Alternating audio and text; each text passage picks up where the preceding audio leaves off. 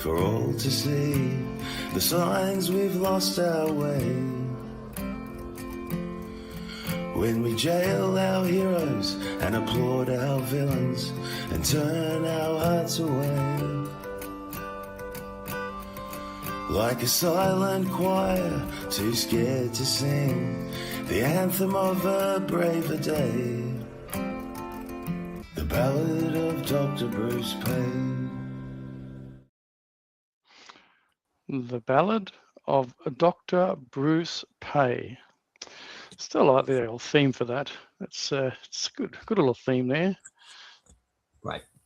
Thank you, Michael, and thank you. Oh, I can't remember the music. Antonitis, and yes. That's it. I think the first name too. It's pretty slack of me, to be honest. But anyway, here we are. Monday, the 22nd of the June. Here we go. Bloody hell! Actually, this week, Bruce, it seems like it's actually gone pretty quick. It just doesn't seem like that long ago since we were signing off from the last episode, man. So wow. Well, I've been busy. I've had a night home, so yeah, it feels like it passed pretty quick to me. I've been doing, after driving emergency vehicles for like, I don't know, 40 years, ambulances and fire trucks and sprint cars. So yeah, the CFA is putting me through a operational driving course, like a how to drive under lights and sirens. And so far it's been 3, 6, 9. It's been about 30 hours of training so far, all of which is done at, normal speed, and it's all the BS about, push-pull steering and blah, blah, blah. So I'm just trying not to be too critical of anything they're teaching me. But that would be unlike you, Bruce. I think it would have been a great opportunity for you to train the trainers. Look, on that topic. Are you learning something though? Are you learning new stuff? Well, I'm going to duck that question. I'm going to answer a different one in true politician style. Okay. You might remember last week I said that I'd put in a request for non-halal food. Yes. And I said, if I don't get it, there's going to be trouble. Because if I was Jewish and I wrote I want kosher food, or if I was Islamic and I wrote I want halal food, there'd be no problems. Well, bugger me, the course sort of facilitator rang me to get some clarification, and then he went and did something special. I have no idea what they actually served me up, but my meal came in a separate packet with B written on it. So they made an effort. And that's good. Did you get kangaroo pie, Bruce, maybe? I've got to think about. See, the main thing, most halal food, it mainly relates to red meat, and it's land meat, terrestrial meat, so it doesn't apply to fish. Not sure if it applies to poultry, but the main thing is that red meat has to be slaughtered by a believer, a Muslim, and there has to be an Islamic invocation at the point of death, which means, I think, the person who's slit in the throat has to, say praise Allah or whatever the phraseology is. So, obviously hard to tell afterwards if that's true, but I'll take my hat off to the CFA. They didn't laugh, which is what the Air Force did. And it's the first time I've ever made one of these sort of requests of one of these equity and diversity and sort of no bullying organisations where they've actually made an effort. So I'll take my hat off to them for that. Well, bloody miracles never cease there in Victoria, bloomin' heck. And pickle mix, I don't know, it might be in America because it's not Father's Day here in Australia this weekend. So that must be America because we do have Father's Day coming up, don't we? So look, I think it was America, and there was a bit of a story in the news tonight about Prince Charles or something. So maybe it's European as well. Oh, okay. Yeah, well, I think Australia's in a couple of months or something, isn't it? I can't remember. I don't know. I'm a dad, but I don't make a big deal of it. So there we go. But there you go. Happy Father's Day to all the people who are actually celebrating Father's Day in other parts of the world. So there you go. All the men who happen to be fathers, happy Father's Day. Well, if it's the UK, Bruce, I don't know if the UK actually would celebrate Father's Day, because wouldn't it be Happy Person's Day or something? Because I don't use that language in the UK. I think it's getting like that here in Australia too, isn't it? Wouldn't it be Happy They Them Day or something? Happy non-gestating parent, perhaps. Yeah, not the mama. I don't know if you ever watched that show. It's just a funny thing. I did see Dinosaurs. I'm a big kid at heart, even though I'm 55, and I probably still laughed at it when I was in my 20s. But it was a funny show here called Dinosaurs. I don't know if you ever saw it. And the baby used to call, like, obviously mama, and then when the dad come up, he goes, not the mama. He wouldn't call him dad. He'd just go, not the mama. Second mummy. Yeah, that's it. September in Oz. There we go. Phil, thank you. September. Thanks for clarifying that. Appreciate it. So there we go, mate. Well, what do you reckon? You said you might have a long one, so we'll crack into it. I'm not going to, you know what? I'm not actually going to do it tonight. Bugger it. I'm not doing nothing. I was going to see how the commentary, what comes out of what you're presenting for us today. And if I think of something along the way, then I'll bring it up. Mark, your job, like all second-rate performers, is to warm the audience up for me. So you better do it. I think we've just done 6 minutes of warming. That should be enough. We'll be right. Let's crack into it. Let's do it. Episode 113, 22 June. So a lot of updates this week. We got the perennial Gulf War update, even though it's over. We've got an update on the Godzilla El Nino, and we've got an update on the awakened Saxon. Nice. Okay, cool. See what then we've got a Not Easy Being Green update, which was sent to me by a friend of the channel, Mark, which is about the big trucking company Linfox. Apparently is embracing electric trucks, or put it another way, is embracing the government subsidies for embracing electric trucks. That might be a better way of putting it. Yep. Yeah, it was a big one that caught my attention. I thought that that's why I'd probably flick it across to you. We got the old money and finance, and of course we're only I think 8 or 9 days away from the dropping of the discount on fuel tax. And isn't it interesting? The government never says they're raising a tax. They say they're reducing a discount. So the implication there is that all your money belongs to government, and any they don't take off you is a discount on how much they could take off you. Health's got a little bit of a sad story in health because it comes from South Australia. It involves a story in the Advertiser about a young female paramedic who's apparently been diagnosed with terminal cancer. And also British TV personality Jeremy Clarkson's also come out and said that he's got aggressive prostate cancer. So we got aggressive cancer in a 30-year-old and aggressive cancer in a 60-year-old, and prostate cancer is not normally aggressive, and bowel cancer in a 30-year-old's unusual, or used to be. So I'm going to talk a little bit about those. Yeah, and I suspect it hits close to home, seeing that you had lots of female paramedics and others, nurses, consulting you during the last 6 years about a certain product that was foisted upon the population, Bruce. The holy injections. Yep. And we've got more bad news about the Ozempic class of drugs, with yet another life-altering side effects being publicised about those. We've got diversity and strength, which is also a political story because there's clearly a political earthquake happening in Australia and the UK, where the Indigenous occupants, the Saxons in England, they've suddenly woken up to the fact that their wise rulers are completely destroying their country, and they're not happy about it. Looks like Keir Starmer might fall on his sword, the British PM, in the next day or two.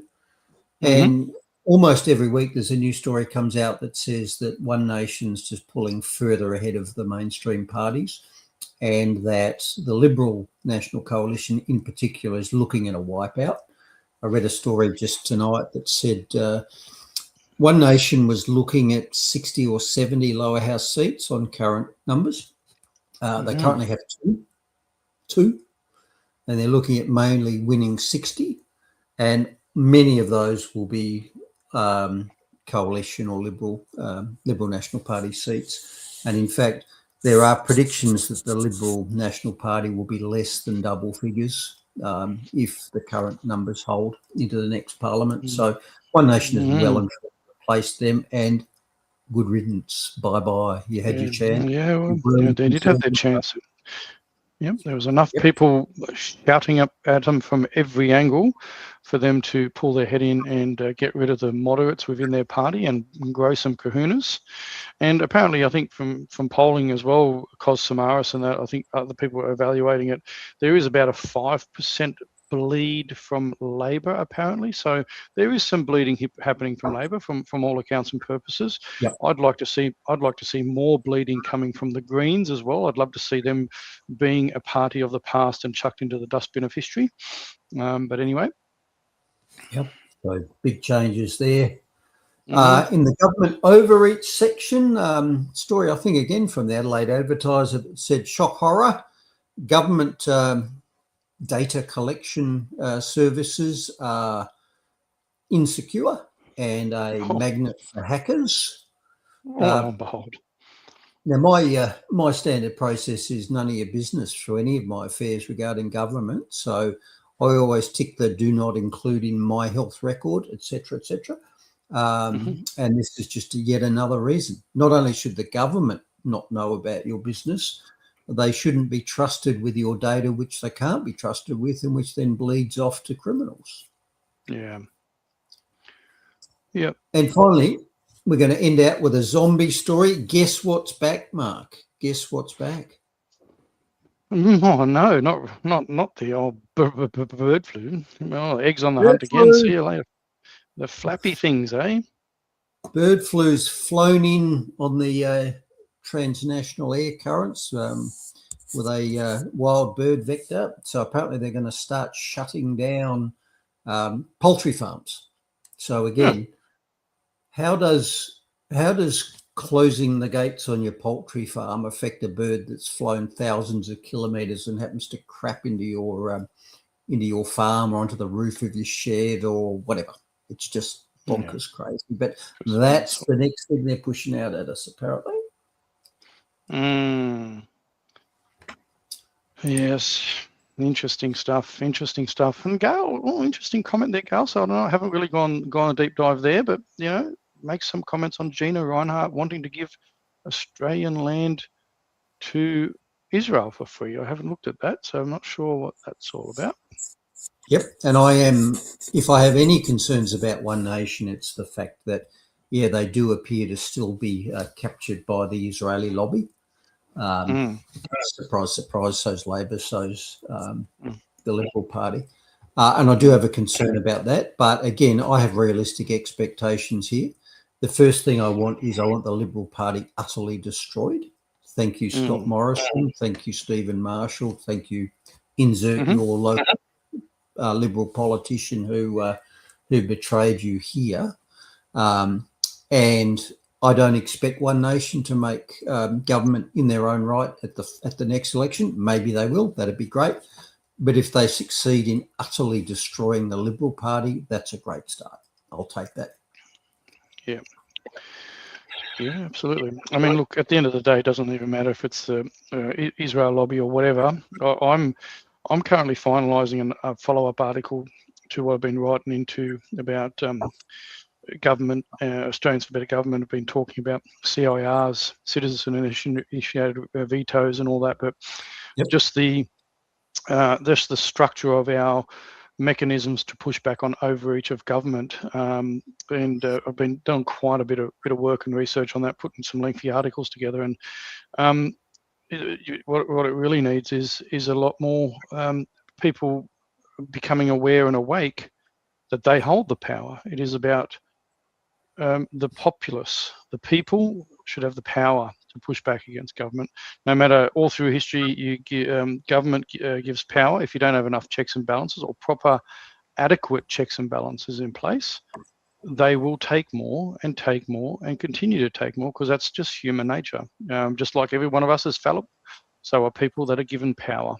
And so there needs to be enough checks and balances in place. And the one I'm currently finalising in the next couple of days, hopefully, gives some recommendations and suggestions for people to comment and also share feedback on and how they think they can improve it. But I don't believe that one nation's going to be the answer to our woes. What we actually need is safeguards, proper checks and balances in our constitution, in our laws, to prevent any government, whether it be one nation, Liberal, Labor, Greens, whoever, to check their power. And that can only be done with the majority of the people, because it's us they represent.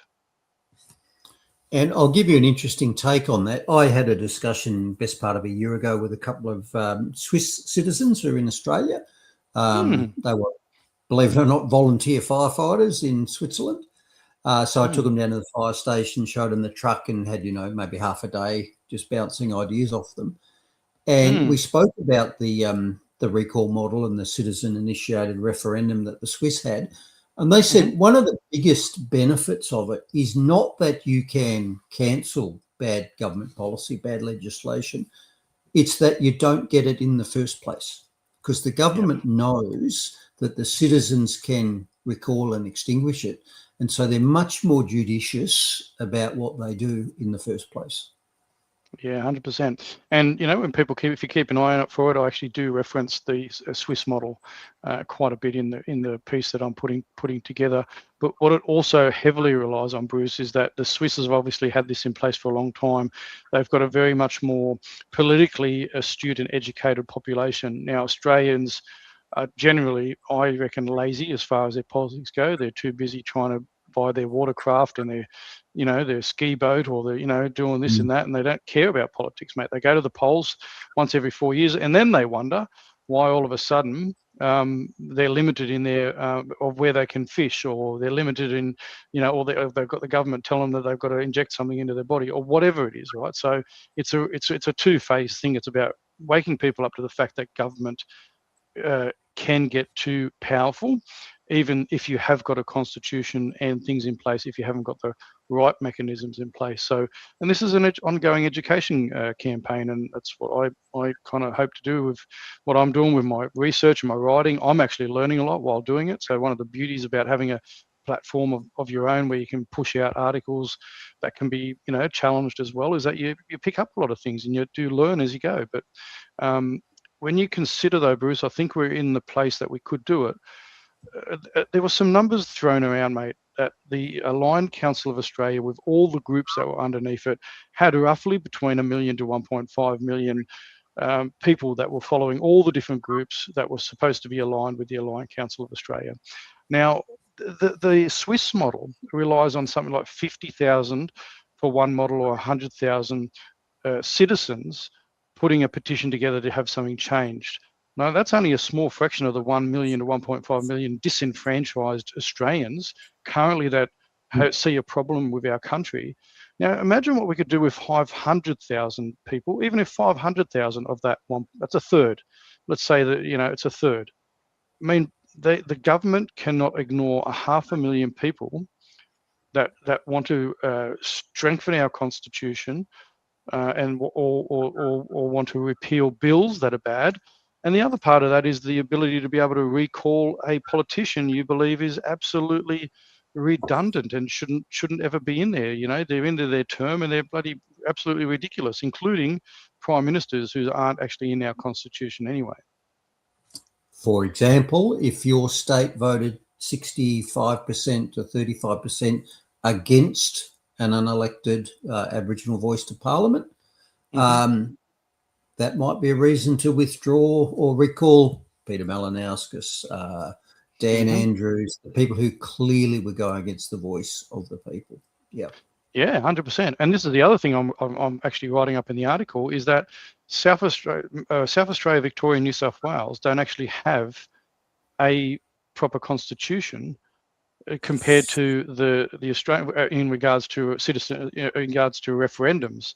The only time a referendum's called if it affects the makeup of the upper and lower house or something like that. It doesn't actually. So the South Australian people, or the Victorian people, or the New South Wales people don't have the same rights and protections as Australians have in regards to the federal constitution. So this is where there's been a big issue, and this is why Scott Morrison or others who have wanted to implement power in the past have used the states to be able to enact the power that they wanted to get across. So it's very interesting stuff, and people need to pay attention. But we do have the numbers, I reckon, between if you take the Aligned Council of Australia's numbers, on face value, even only a third of that 500,000 would make a big difference in being able to hold people to account. I think it's delicious at the moment that the major parties are clearly worried at the groundswell of resistance from the man in the street, and that's all going straight into One Nation. Yep. So they should be worried. So they should be. But anyway, now have I fluffed it out enough now, Bruce? Can we get on with it? Well, we'll just edit that out if you like. Oh, you've already added that for me. Well, you can edit it, mate. That's fine. I'm done with my editing days. I'm too busy. Now, before we start, Mark, yesterday was the winter solstice. Were you aware of that? Oh, there we go. No, is that the shortest day of winter? In the Southern Hemisphere, correct. Yes. There we go. See? Well, it is. I'm learning. You've probably taught me that in the past. Now, according to this story in the ABC, here are the 3 approved ways you could celebrate. Which one did you choose? Well, I didn't celebrate it, to be honest, but I didn't know it was a celebratory thing. It's a pagan festival. Yeah, well, then I'm not interested. All right. Well, I did all 3, of course, because I always overdo things, don't I? You went for a naked swim as well. There's an image I did want in my head. I did a naked bonfire lantern swim, and unfortunately, I lost my gold coin. So if the government comes looking for my gold coin, it's somewhere in the ocean, because it was a bit cold for me to maintain my grip. Oh dear. There we go. Update time. Update time. Now, I didn't count what day it is of the 4-day war, but it's like 110, day 115. And the many times promised deal, you might remember every week there was a deal tomorrow to end the Gulf War, actually was signed last Friday. And everyone, the market, the media, everybody is treating it like it really is the end of the war. But it's not. It's not even close. And the reason it's not close is because it's not a peace treaty. It's what's called an MOU, a Memorandum of Understanding. And basically, it's an MOU to extend talks for another 60 days. It's not a peace deal. It's a deal to spend another 60 days talking about it, basically. Just to summarise what's in it. So it's not a peace deal. It's a commitment to extend the ceasefire for another 60 days whilst talks go on. Now, it apparently does reopen the Strait of Hormuz during that 60 days of talks, although it didn't. The Hormuz has been closed again a couple of days ago. Trump admitted prior to the MOU that he really had to do this because the world was running out of oil reserves. He said that the US was down to 4 weeks. Stop bombing bloody Iran. It shouldn't have started bombing Iran then, should he? Trump also said that he might just go back to bombing if he doesn't like the results after 60 days. So again, it's not a peace deal. It's not even a ceasefire unless you regard it as an Israeli-style ceasefire, which means you don't cease firing. Now, interestingly, the first of the 14 points which have apparently been agreed to is that it requires a ceasefire, ceasing firing, on all theatres of war. And in particular, that includes Lebanon, includes the Israeli bombing and attacks on Lebanon. But Israel came out at the very start and said, well, we didn't sign it. We're not bound by that. Of course not, but they want America's money every time they want to go to war with someone, don't they? They want the American population to, yes, but they don't want to listen when requested by the people that supply them the money. Yeah, sounds pretty familiar. They want their sugar daddy, but they don't want to change what they're doing. And as I said, this is the first point of 14 in the MOU. So here, I'll read it. So point 1, immediate and permanent termination of military operations on all fronts, including Lebanon, with a commitment to respect each other's sovereignty and territorial integrity. So the first thing that was agreed on is a ceasefire in all places, including Lebanon. And as noted, the Israelis said, well, we didn't sign it, doesn't apply to us. And in fact, they've been breaching it ever since. I did understand, I saw a story which sounded a bit too good to be true, but the Israelis apparently accused Hezbollah of breaking the ceasefire because they defended themselves against Israeli attacks. That's a bit of a twist. Yes. And always twists, mate. Always twists there. Israel also said, well, the firing can stop, but we're just going to keep invading Lebanon. So they haven't withdrawn from Lebanon, and they haven't ceased moving to gain more territory. So obviously the opposition, Hezbollah, has been resisting that. So, yeah, point number one has been broken almost from the first minute and certainly remains a sticking point. And the Iranians put that in as point number one because they regard that as this is core. This is a key promise. And once you break condition number one for the MOU, then you don't even need to go on to the other 13 points in the MOU. You know, we will have talks about who controls the strait, is there any toll paid, what happens to the Iranian nuclear program, etc., etc. None of that matters because condition one has been breached repeatedly in the few days since the MOU was signed. Yeah, and Philip said maybe they should be negotiating an MOU with Israel and not Iran. And Gail Scott, maybe the USA should stop the money flow to Israel, but the lobby over there is way too strong, apparently. Yeah, well, you're not suggesting that Israel has some sort of influence over the US government, do you? No, I wouldn't say that. We get blocked, Bruce. We'd get you bigoted anti-Semite, Mark. Clearly, apparently so. Anyway. The strait, which was open, is not open. It, by best counts, maybe 20, 25 ships passed through the strait. And in fact, reports I saw said that most of them were Iranian ships travelling into the strait rather than the valuable oil tankers coming out of the strait. And look, even if it was 25 ships that did exit the Strait of Hormuz over, pick a number, 4 days, the pre-war traffic through the strait was like 120 to 150 ships. So again, a few ships might have transited the strait before the Israelis broke the condition one of the MOU, but it's nothing. The strait is not open. If the strait was open in normal circumstances, there would have been 500 ships traverse it in the 4 or 5 days since then. So to sum it all up, I'm in the fat lady sings camp here. I don't believe this is over. It's not over. I don't believe it's over.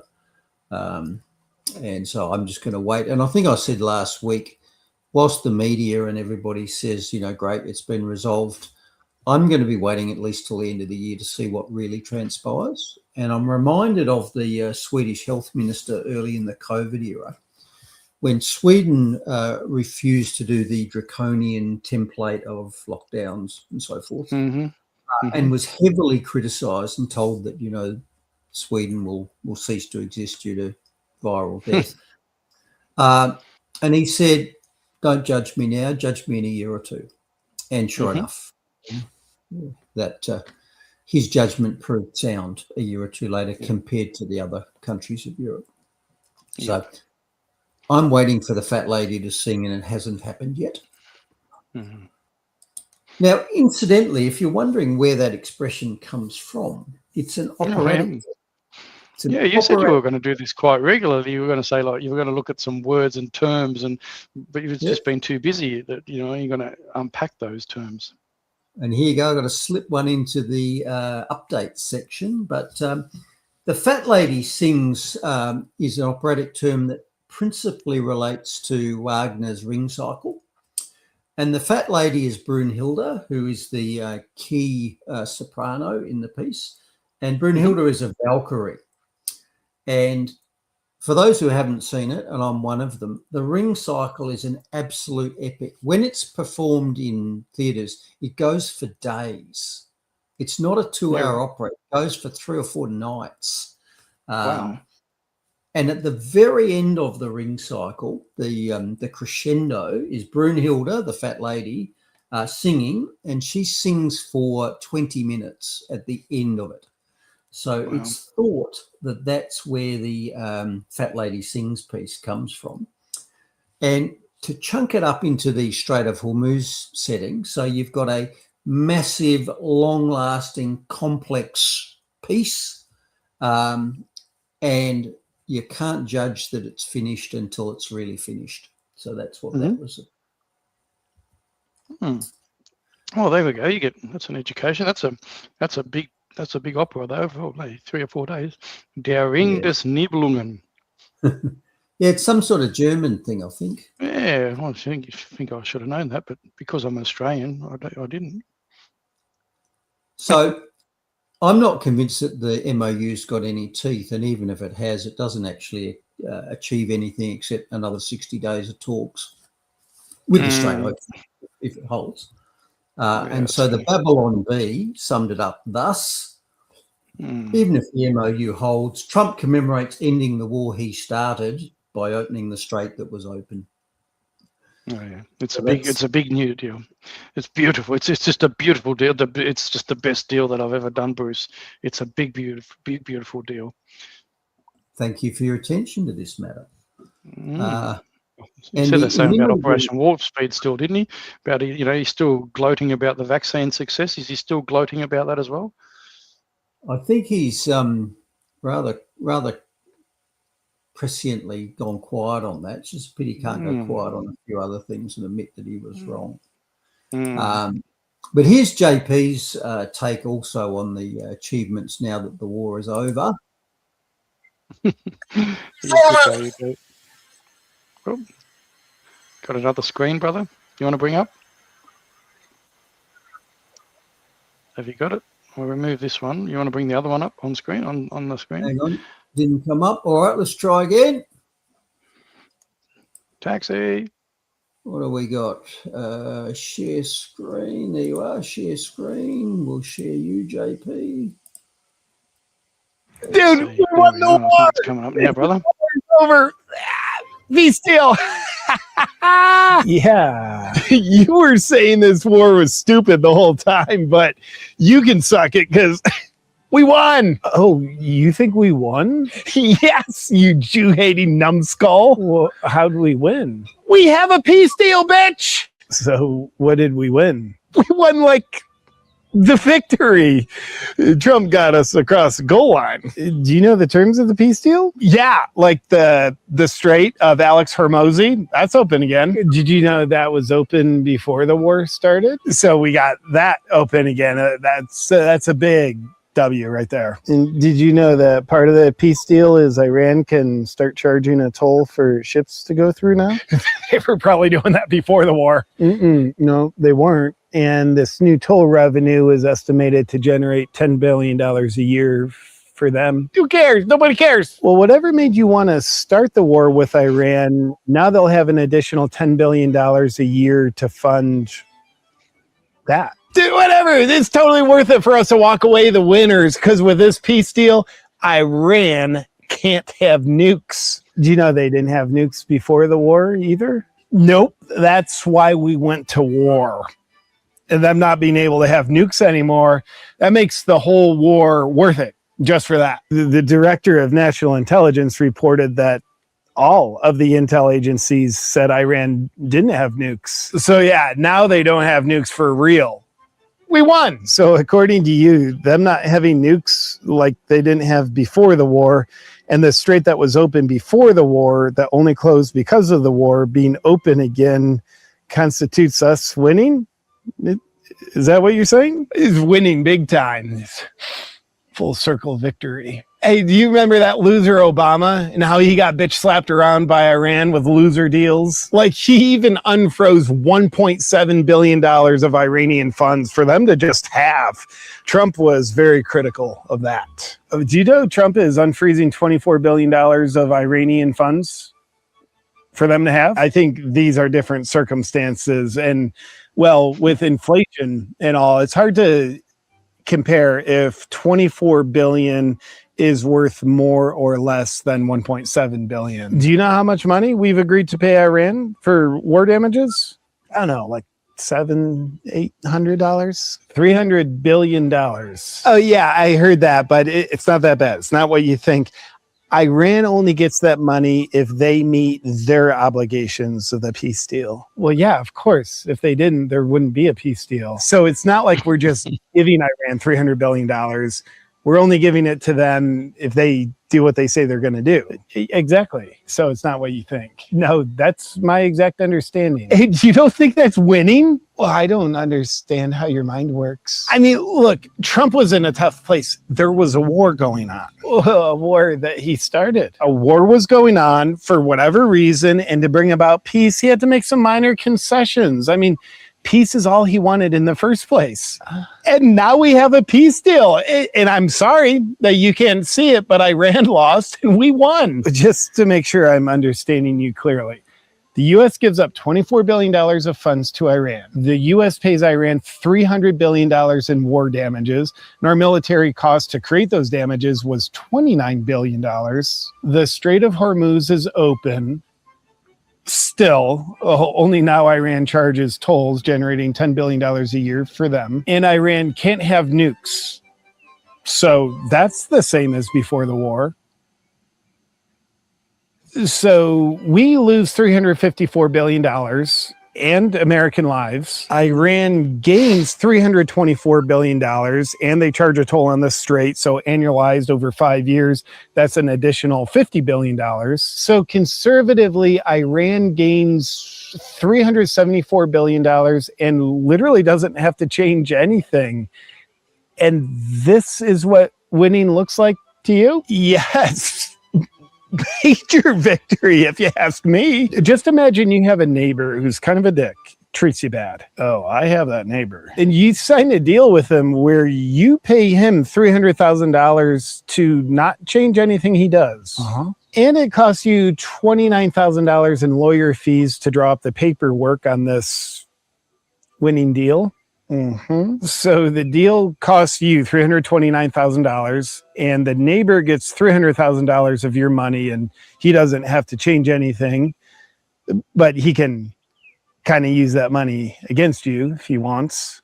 Do you think that'd be a winning deal for you? I have that exact deal with someone. Why? Because it's a winning deal. What? Who told you that? Him. So he told me it was a winning deal and I couldn't pass it up. God wanted him in this deal.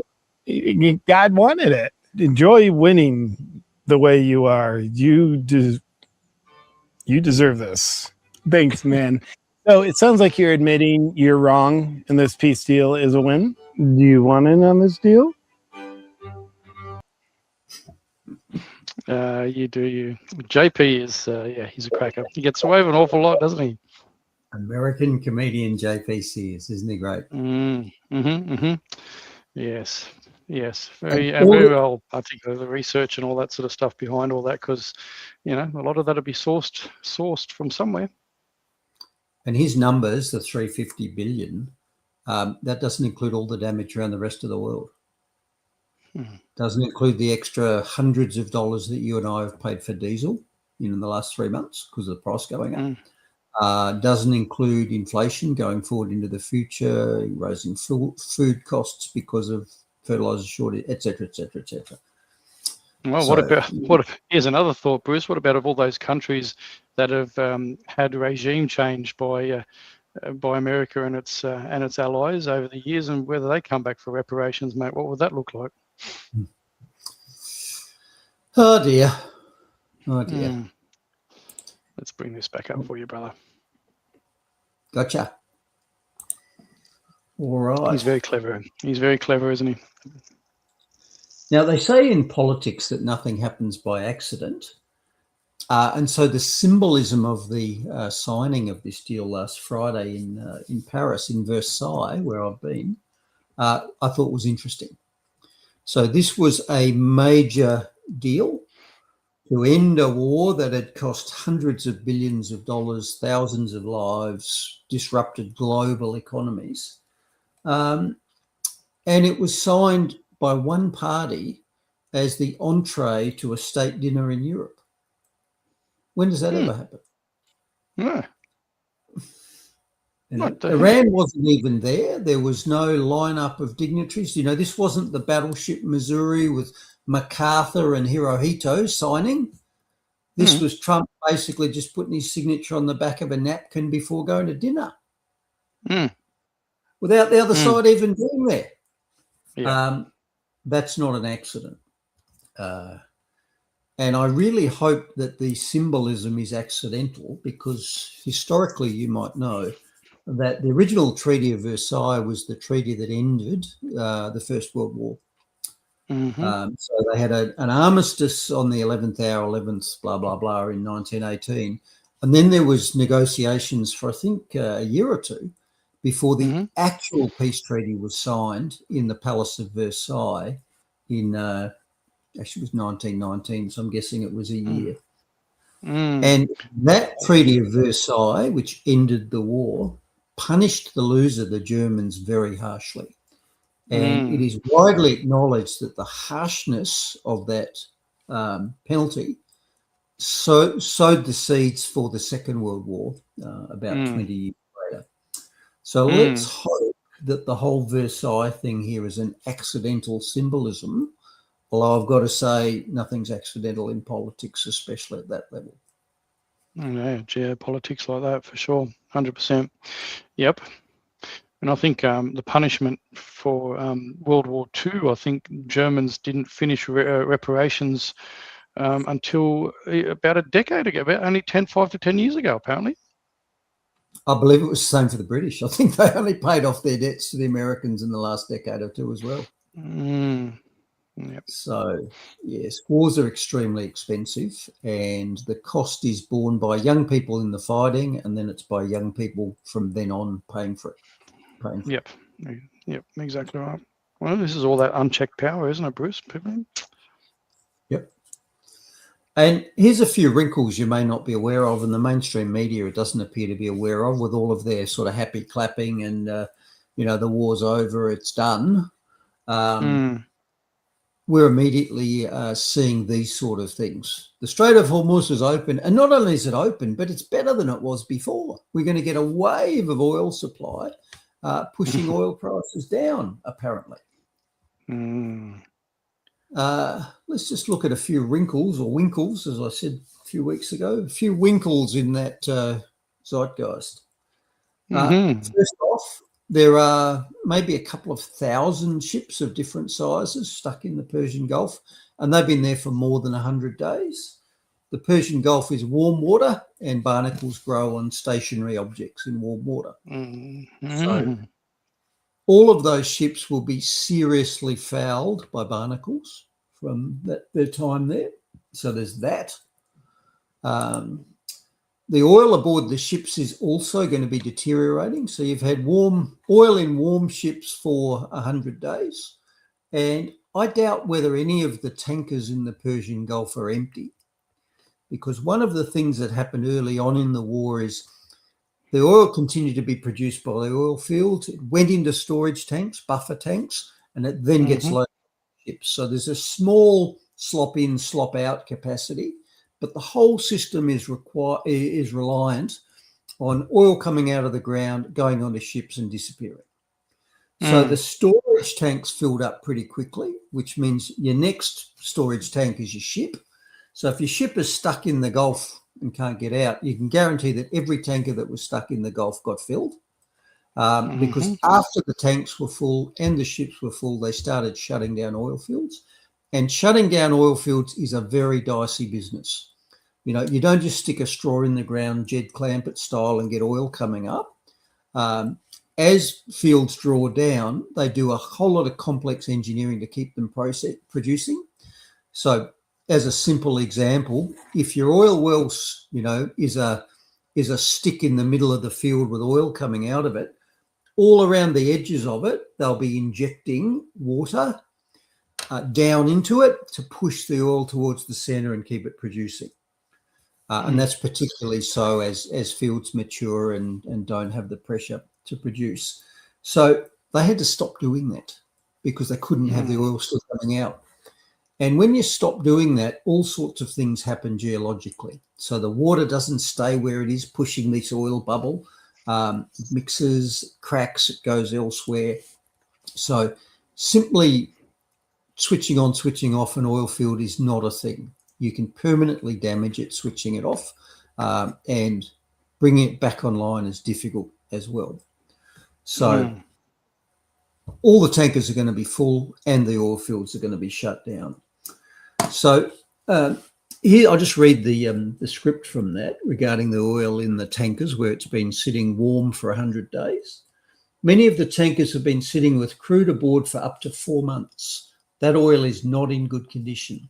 Crude oil in storage aboard a VLCC, a very large crude carrier, in the Persian Gulf's extreme heat undergoes thermal degradation, sedimentation, and in some grades partial polymerization, solidifies, of the heavier fractions. More practically, the cargo specifications that a refinery contracted for may no longer be met after months of heat exposure and water separation issues in the tanks. Before these cargoes can be delivered, they will need to be tested, and some will need reblending or reprocessing before any refinery can accept them. So, yeah, it's not a matter of just open the strait and happy days. There's all sorts of maintenance problems. Now, thirdly, oil tankers move quite slowly. You know, they're amongst the slowest of ships and often quoted as moving at bicycle pace. 20 kilometres an hour perhaps. And what that means is that even if the strait opens and a tanker leaves it today, it might take 2 to 4 weeks to get to the refinery. So it's as if the strait remained closed for the next 2 to 4 weeks anyway. And then on top of that, you've got maybe the ship's slower because it's fouled. Maybe it's the oil in it is degraded. Maybe it needs to be changed, reprocessed, tested, whatever, before you can use it. And then when you do get that oil to the refinery, it takes another 2 to 4 weeks to refine it under the best circumstances, and these are not the best, and get it out to the distributor. So for us to get diesel, even if the tanker leaves the strait right now, for that to show up as diesel in Australia might be 2 months away, all things going well. So those are all things that sort of put a little wrinkle in the old MSM, it's over narrative. There's a lot of things need to happen before it really is over, even if it is over, not it is. Yeah, like you're saying, wait for the big lady to sing. And finally, even if the tankers that are already loaded with oil do sail and leave, what's behind them? Many of the processing plants in the Gulf are damaged and they're all shut down. The fields are shut down. So even if you get a batch of tankers out with this degraded oil in them, it'll take you months to get empty tankers from elsewhere in the world to go back into the Gulf and to be able to be reloaded through these damaged facilities. So there are a lot of wrinkles in this, even if you believe the MOU says it's over, which I don't believe. So, it ain't over. I'm still listening for the fat lady. Yep. Listening for the tune. Yeah, Gotta Damarung is apparently what that final 20-minute soprano solo Gotta Damarung. Yeah, you're a German speaker. What does Gotta Damarung mean? Gott is God, right? Yeah, well, God, yeah, Gott, yeah. And well, I don't know what you pronunciation of the second part. I'd have to look it up. Hang on. You can do that. While you do it, I'll look at it. Yeah, I can. All right. Okay, next update. So that was the day 115 update of the war that's over. Let's do an update on last week's story about the super duper Godzilla going to kill us all, shock horror boiling extreme El Nino, which is on the way. Not to be confused with our favourite commenter, Daniel Nino, is He actually is commenting on tonight. He got in early. Yeah, he's challenging Oh. a couple of things, Bruce, on X. So, we've got a couple of things. When we get to that section, I'll just for the purpose of transparency, I'll throw them up on the screen shortly. Welcome back, Dan. There's a bit of vaccine stuff tonight. Yeah, good. Yep, and he's on fire. He's ready and rearing. Our most favourite Vaxophile. So just to review the El Nino and La Nina effect, periodically one or other side of the Pacific Ocean is relatively warm compared to the other. So when it's warm off South America, that's called an El Nino, and that creates drought in Australia because it's colder off Australia, which means less evaporation, less cloud, less rain. And when it reverses, you've got the other thing. So warmer off Australia means wetter weather, maybe more floods. And in contrast, the Americas get the drought at that time. So we talked about that last week. But here's a critical thing to add to that, and that is much of the time it's neither. So you might have 6 to 12 months of El Nino, followed by a year or two of nothing, neutrality, and then sometimes it goes back to El Nino, sometimes it flips the other way to La Nina. So most of the time you don't have this warm patch of ocean at one or other side of the Pacific. And this is critical because what that means is that when you don't have that warm patch, it means that the sea surface temperature is relatively lower. The average sea surface temperature across that patch is lower than it is when one or other end of it is hotter. And this story from Anthony Watts, What's Up With That blog site, talks into that because it asks the question, if the sea surface temperature is hotter in one place due to the El Nino La Nina, doesn't that mean that more heat escapes from the ocean into the atmosphere? And it does, because the atmosphere is warmer. So if that happens, the global warming warriors should be happy when we get an El Nino because it means more heat is escaping from the ocean. And of course, when it escapes from the ocean, most of it is radiated out into space. So it's lost. It's a way of cooling the Earth, even if there are local effects that are bad in America or Australia. So here's what he said. Los Niños, that's the two Ninos, the El and the La, are a cooling event since nearly all the heat they transfer to the atmosphere is eventually radiated into space, doesn't stay. Very little of the heat released from the oceans during El Nino is returned to the oceans because downwelling infrared radiation from the atmosphere cannot penetrate the ocean surface. So heat comes out of the ocean, goes into the air, but it doesn't come from the air back into the ocean, which means it's lost. It's got the opportunity to be lost into space. So I don't remember the climate warriors ever mentioning this, do you? No, of course not. Of course they don't, bet because it doesn't suit their narrative. I bet it ain't in their models either, Mark. Yeah, modelling. Yes, no, it's not in their modelling. That's right. And it raises a bigger issue and an interesting point about global warming models. Most of the talk we hear about global warming is all about air temperature. Okay. Now, this matters because air has far less heat capacity than water does. So it doesn't really matter if the air temperature warms up because it can't warm the oceans, and that's where almost all of the Earth's surface heat lies. So to read the text, a given volume of water has over 3,000 times the heat capacity of the same volume of air. The top few meters of the ocean contains more heat than the entire atmosphere. So much for global boiling. The oceans can't boil. There's not enough heat in the atmosphere. And of course, yes, I know. No spa baths in the ocean, then, eh? Oh dear. And the example they use is, okay, if you're you go into your bathroom and you run a hot bath, it stays hot and it even warms up and steams up the air in the bathroom. But if you do the opposite, if you go into your bathroom, you run a cold bath and then heat the air in the bathroom, the water in the bath never warms up because it needs far more heat than is available in the air above it.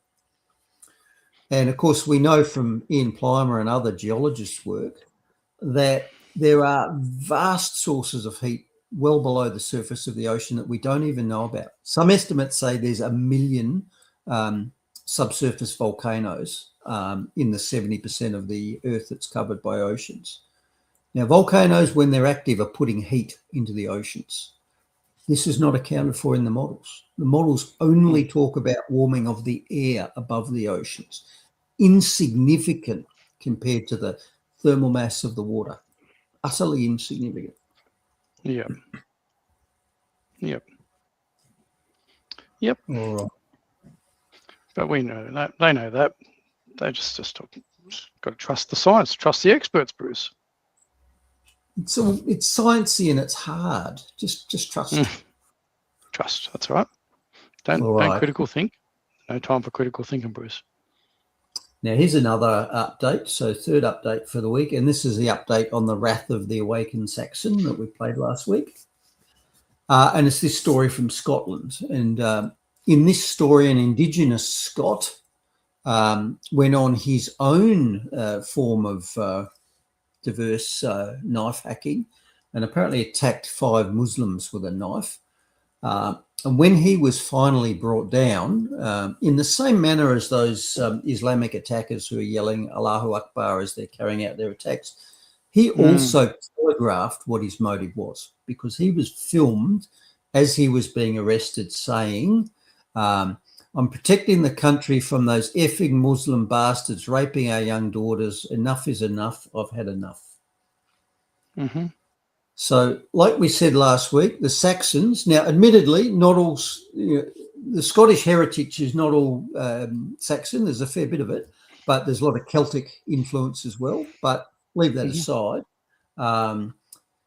It sounds like the Saxons have begun to hate. It sounds like they really have been roused to action. And he said it. He said, I've had enough. Enough is enough. I've had enough. Yeah. I don't know, Bruce. I don't know. Unless you're probably going to expand on this a little bit further. I've got my own little concerns about this story. Well, I'm not saying it's a good thing. I'm saying it's an inevitable thing based on the direction our wise rulers are taking our countries. Oh no, I 100% don't disagree with that. What I was kind of indicating more to is that MyHop stuff that we talk about, right? So here's a scenario, and it's been in the news, and you'd probably be very clued up to this kind of thinking anyway, right? So they've been talking about we don't want all this stuff going in the media. We don't want X to show what happened with this violence and all this sort of stuff, because what it will do is create retaliatory issues and stuff like that. So here's my MyHop suggestion, is that it could even be that, who's to know that this guy isn't a Secret Service guy. You might never see him again. Once they've got him, he's out of there. He's done his bit, and what he's done is he actually yelled and screamed about this. So it's an excuse to say, look, see, this is what X reporting does. X is allowing all this stuff to continue to create hate. And here's a prime example of this. This is just, I don't know. Is it just because I've gone too deep in the last 6 years? I'm too skeptical for this thinking, or is that kind of a bit of it? Could it be relevant? I don't know, Bruce. You really just don't know what to think anymore, to be honest. Look, of course, it's possible that it's a MyHop, and for people who don't know, a MyHop is a make it happen on purpose. So that's where the government manipulates behind the scenes to cause an attack or something to happen, which they then profit off. So in this example, the profit for the government might be stronger police surveillance, et cetera, powers. So the security apparatus doesn't mind this happening. The citizens do. And look, that might be the case, but populations are what Brett Weinstein calls complex systems, and complex systems are what's called emergent behaviour. So the weather is a complex system. You really don't know long-term what's going to happen because there's just so many factors. So if the governments in Britain engineered this for their own purposes, the risk they run is that they might get something unexpected out of it. And what I've shown here is the fact that, they are getting something unexpected because the Saxons in both Britain and Australia are waking up. So on the left here, you've got this story where apparently Keir Starmer's likely to resign in the next day or two. Keir Starmer's the British Prime Minister. So he's resided over the ongoing destruction of Anglo-Saxon England with mass immigration. And this story says that Starmer's probably going to fall on his sword, and Trump's weighed in and said that there's two reasons for this. One reason is immigration, and the other reason is energy policy. Go all the way around the world to Australia, and you got something quite similar with Don Farrell, Labor heavyweight, saying that the rise of One Nation, which has been spectacular lately, and let's face it, the rise of similar parties in Britain has been spectacular lately. Nigel Farage. Right-wing populist parties. Yes. Populist population for the people. Apparently that's bad. It is bad, apparently, for the establishment anyway.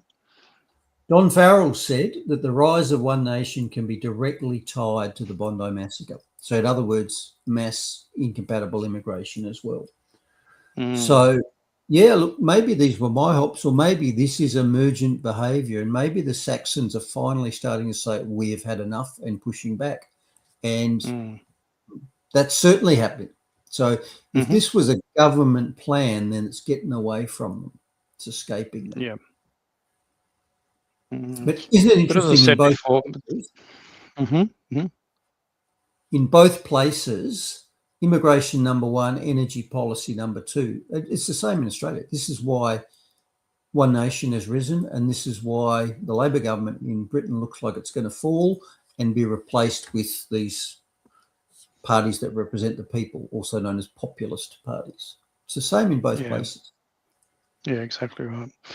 And I've said this before, is that they don't actually care, like you said, the agencies that put in control more power, they don't actually care if more of the populi kill each other. They actually don't. They don't care how bad or how serious it gets or whatever. They're all protected. They're all protected in their castles, in their buildings, in their whatever, and they've got police, they've got the military to be able to come down hard, and it's always going to be spilt blood. And I'm not saying it may not end up with this and no one wants it. You in particular have said many times that you are a pacifist by nature. You would much prefer that the populi wake up and sit and block off every intersection to shut the country down, rather than seeing innocent blood being spilt. We both aligned on that, but these people are purposely pushing to that, and I genuinely pray that we can hold back from any sort of violent backlash as long as possible. It may not be possible forever, but who knows? The more you screw down the safety valve, the more the pressure builds, and the more likely that you'll get a bang at the end of it. Yep. So let's hope political changes can address these forces, but time will tell. Yep. No, that's right. Just got to continue to do our bit and share the information we can while we still have a platform and we still have one or two people watching us. All right, enough updates. Not easy being green. Holy dooly, straight into the show now, an hour in. Is that enough bluffing for you? This story from friend of the show, Mark. So, Mark, you sent me this. So Chris Bowen has tweeted out, truthed out, whatever you call it, this great story that says Australia's largest trucking company, Linfox, is going electric. And he's listed all the reasons why it's good. So it's better for energy security because you don't use the diesel. Well, we got the diesel, mate. You just got to get it out of the ground. It's better for air pollution. Well, until your battery burns, I suppose. It's quieter, better to drive, and cheaper. So the trucks are nicer and it's lower emissions. Well, lower emissions with electric infrastructure depends where you draw the box. With an electric car, if you draw the box around the car, it's low emissions. If you draw the box around the entire life cycle of the car, including mining the stuff to make it in a factory, putting it in the car, producing the energy and disposing of it at the end, it's not zero emissions at all. Anyway, my question here, Mark, and you sent me this, so I'm going to ask you this. Why do we need that bit at the top? So Linfox has rolled out new electric trucks with support from the Albanese government. Well, if these things are so, why the hell does it need support? I always hate those terms where it says, I wish they would just become honest in their posting and say how it should read is that as of and today, our biggest trucking company, Linfox, rolled out new electric truck with support from the Australian taxpayer. Correct. That is how it should be worded. Every single time government officials say, oh, the Albanese government's doing this. No, sorry, you're full of BS. It is the Australian taxpayer. Make it real. Name it plainly. Yep, correct. And at least in this case, they didn't call it investing. Remember, we are investing in XYZ. No, the correct word is spending. Yep. All right. That's all I got in Easy Being Green. Oh, my goodness. Jeez. Finance news. The market still thinks the Gulf War's over. And of those small changes up and down in the monies, and oil down another 3%, still above where it was before the strait that was open and then closed and then reopened for the nuclear program that didn't exist, blah, blah, blah. It's still not back to where it was, but it's certainly better than the over $100 that we had. And this has been reflected again at the local service station.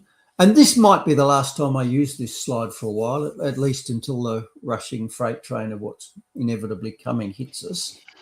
Because again, prices are down at the service stations with 5 to 10 cent drops in petrol and diesel prices.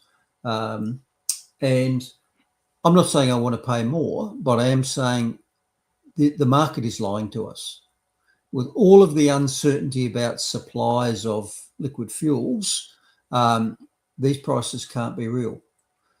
There's no incentive based on this. These prices are back to pre-war levels, which means there's no incentive for people to look at reducing their use. And we need to do that because we've got a supply crunch coming down the empty pipeline. Anyway, that's where we are at the moment. We're pretty much, the market thinks we're back to square. The petrol stations think we're all back to good. With a small wrinkle that part of what you're seeing there is the fuel tax discount. So prior to the Gulf War, the government took 52 cents per litre of liquid fuel out of your pocket. And that was the fuel excise. And in fact, they took more than that because the GST was then charged on the top of that. So if they're taking 52 cents, they're really taking 57 point whatever cents. At the start, when fuel prices leapt up and diesel went to over $3, the government foolishly intervened to bring the price down when it's the last thing they should have done, because pricing is a rationing tool. So they actually encouraged us all to just keep using it as if it were cheaper, which it wasn't. But be that as it may, we've all enjoyed paying less tax for the last 3 months. 16 cents of that's going to go at the end of the month, and I'm not sure how long that'll go into the future. So all other things being equal, we're looking at a 16 cent increase in liquid fuel prices in a week and a bit's time.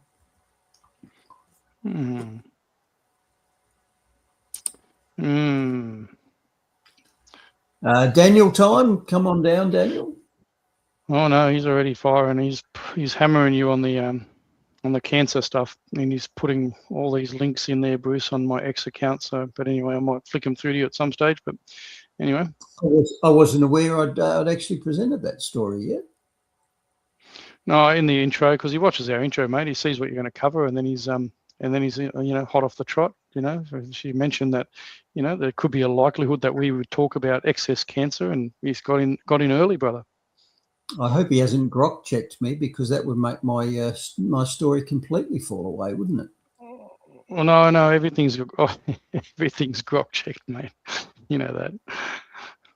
If you want to know how good AI is, just type in, I heard, put your own name in, died this week, can you tell me when the funeral is? And see whether it'll tell you that you're dead and that there's a funeral. That's funny. Because apparently it often does. Yeah, right. All right. Cancer story, cancer alert. Oh, no. This is a sad story, and it comes from SA. So what we got here, we've got a young South Australian paramedic, female paramedic, has been diagnosed with terminal bowel cancer at 35. Now, you might recall going back a few years, I did quite a few VAX exemption consults with young, mainly female South Australian paramedics, and they were worried about their future, fertility in particular, and obviously there's been questions raised about that. And this is another wrinkle, you know, how good's your future when you die of disseminated cancer? Now, I agreed with that. I said after I did a proper consult and family history, et cetera, in most cases, I said the risk benefit is not in your favour. I think your risk of serious illness from COVID is minimal, if anything. But your risk of serious illness from the holy shots is unknown and unquantifiable, and the early reports don't look good. So I don't think you should take it. So I wrote them VAX exemptions, which said exactly that. Now, of course, they're all binned by the state's wisest Chief Health Officer, Nicola Spurrier. And I just hope, we don't know if this particular case is linked to that, but I do remember when I first started work as a junior doctor in the late 1980s, we didn't even start looking for bowel cancer until you were 45, 50, 70. And what we're getting now is we're getting almost weekly reports of people in their 20s and 30s, not only presenting with bowel cancer, but with disseminated, with stage 4 bowel cancer. That's new. That's not normal. So we had that. Now, anybody wants to... Well, one of the things I'm thinking of is, and this is just thrown out because I'm sort of seeing the comments coming through from someone, but you know, one of the things I'm thinking of is that we've had a lot of aged deaths, people that have been older in the last 6 years, right? Die in nursing homes, whatever. Not earlier, they say COVID, could be whatever protocols. We've talked about this ad nauseum, right? So to send a figure about the cancer rates dropping from the American Cancer Society and all that sort of stuff, but let's say all these people die of whatever other causes, not necessarily cancer. They might have cancer and they just died. So there's not, you know, they're not in the system anymore. But the people that replaced them are actually a lot younger, which never was the case. So they don't actually talk about. So this is the kind of study that you need. Is like, okay, has it dropped, but has it increased? Has the cancer rate increased in the age frame over this year? And it's still way too early because, you know, we this is all still happening, you know, 12, 18 months, 2 years on. You want to go back and do a proper study in 5 years. Now, I would much rather say, Bruce, that I think you will want to see the figures after 5 years based on your precautionary principle about recommending people not take them, and the other person that likes to comment saying, no, just, you know, push it out there, and in 5 years' time, let's actually see what the studies really solve. This person actually won't, even if you did pull back and said, oh, you know, I got it wrong, it doesn't matter because people have died, you know, so it doesn't matter. I think your precautionary principle is far more balanced. But anyway. Yep. But we do know that young people bowel cancer rates have gone up. Now, they were going up prior. There was a slow upslope prior to the COVID holy shots, and it then kicked up even higher. And I attribute that progressive rise before COVID to all the toxins that we're exposed to in daily life. So toxic foods, pesticides, you name it. So I think we're already, let's face it, it's bowel cancer. Is it not reasonable to think what you're putting in your mouth might be relevant? So I think food is certainly a factor. But we noticed the uptick with the holy shots. And as this story said, in recent years, bowel cancer in young people has doubled. Should be going down, not doubling. So yes, it's a real thing and it's not normal. When I was a young doctor, this didn't happen, and now it does. And Angus Dalgleish, who was a senior oncology cancer professor in UK, he's been warning about this for a while. So he spoke to congressional committee in the US early on, I think it was 2022, And here's what he said. Remember, he's a cancer doctor, senior cancer doctor. He said, beginning in late 2021, what else was sort of finalising by late 2021? Climate That's change. right. My medical career for being a dissident. That's right. That too. I observed a series of unexpected cancer relapses and unusually aggressive disease presentations among patients whose conditions had remained stable for years. A consistent pattern quickly became apparent. These relapses followed repeated COVID booster administration. And we've discussed mechanisms for that. It was clearly shown that repeated boosters with the COVID shots caused immune suppression. And if your immune system's not working, no cancer treatment's going to fix you. You know, surgery never cuts all the cancer off. You've also always had little cancer cells seed off it. Your immune system's got to mop them up. In fact, in most cases, if you make a cancer cell accidentally through some mutation, your immune system kills it before it goes anywhere. So by the time you even get a cancer, you've already had an immune system failure. And even if you treat it with drugs or surgery or radiotherapy, again, the cleanup's got to be done by your immune system. You know, radiotherapy and surgery, they do what's called debulking. You know, you cut 90% out, pick a number. But remember, it started from one mutant cell. So you can never get every cell with any treatment. So your immune system's got to be there to do the mop up. And if you damage your immune system, it fails. Okay. So Professor Angus Dalgleish said, this is weird. We are seeing unexpectedly aggressive cancers in young people after the shots. Here's what else he said. And this was to the US Congressional Committee. Over time, it became increasingly clear that the pattern extended far beyond relapse in vulnerable cancer patients alone. I began observing something far more alarming: unusually aggressive cancers, advanced stage disease in young individuals, disseminated bowel cancer in your 30s. Something broader and far more concerning appeared to be emerging. And this bit relates directly. Some of the most striking observations came from colorectal cancer surgeons who described a shift from early stage, more routinely detectable disease towards patients presenting with metastatic stage 4 cancers. In other words, turbo cancers.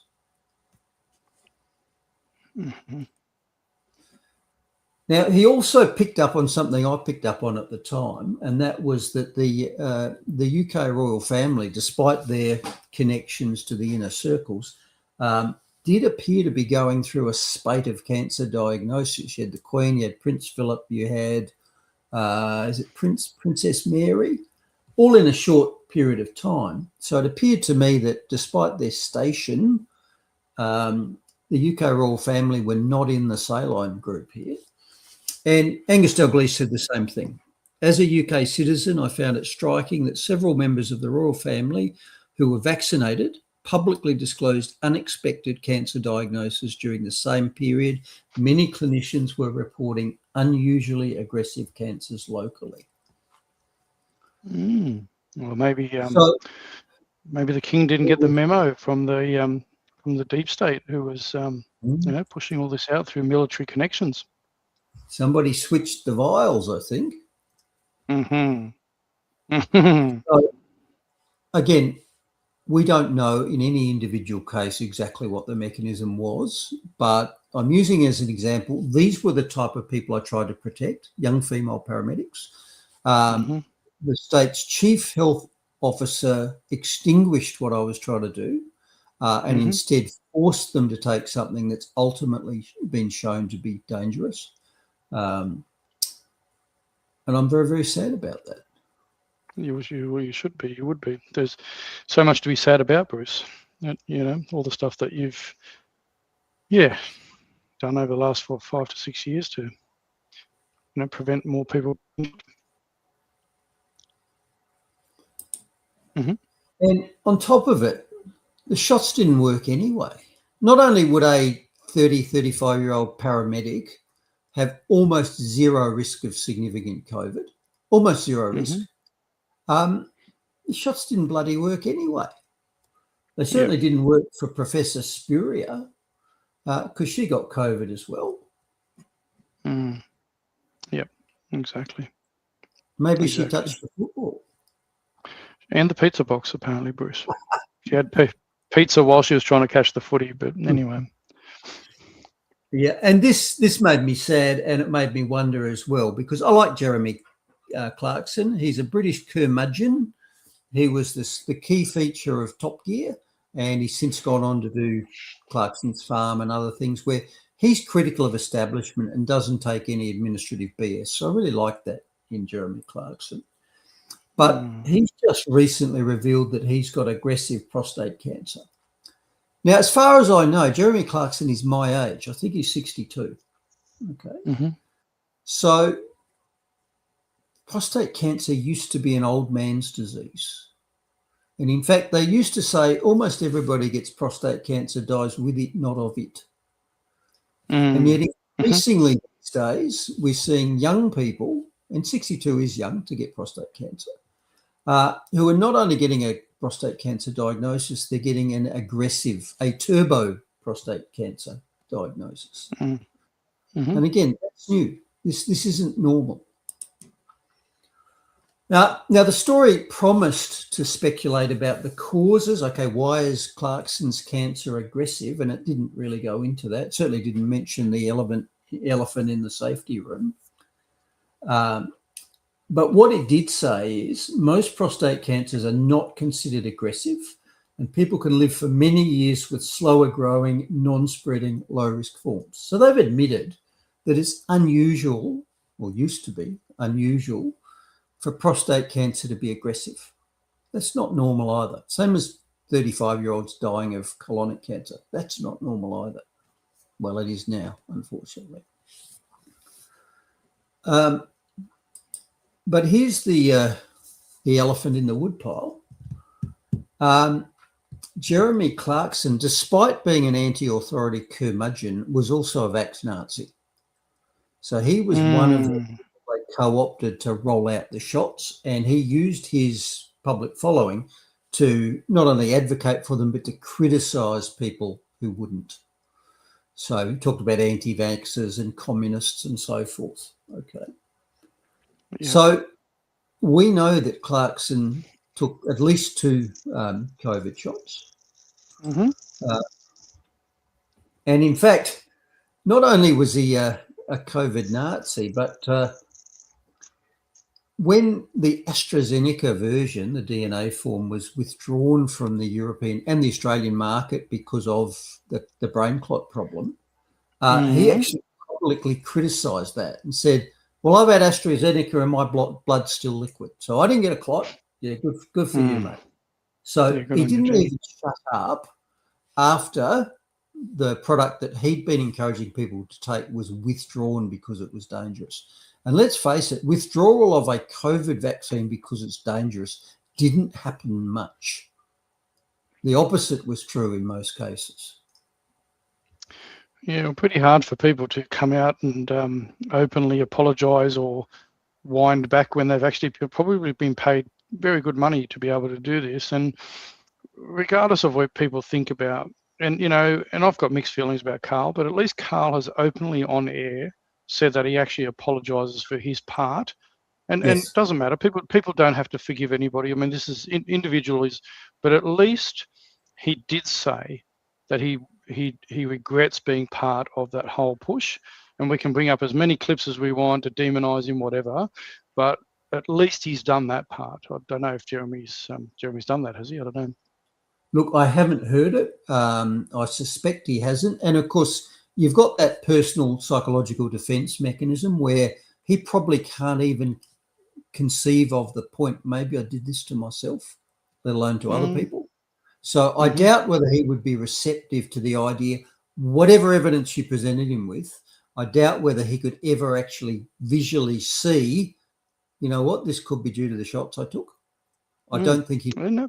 Because you defend yourself against the, oh crap, what have I done?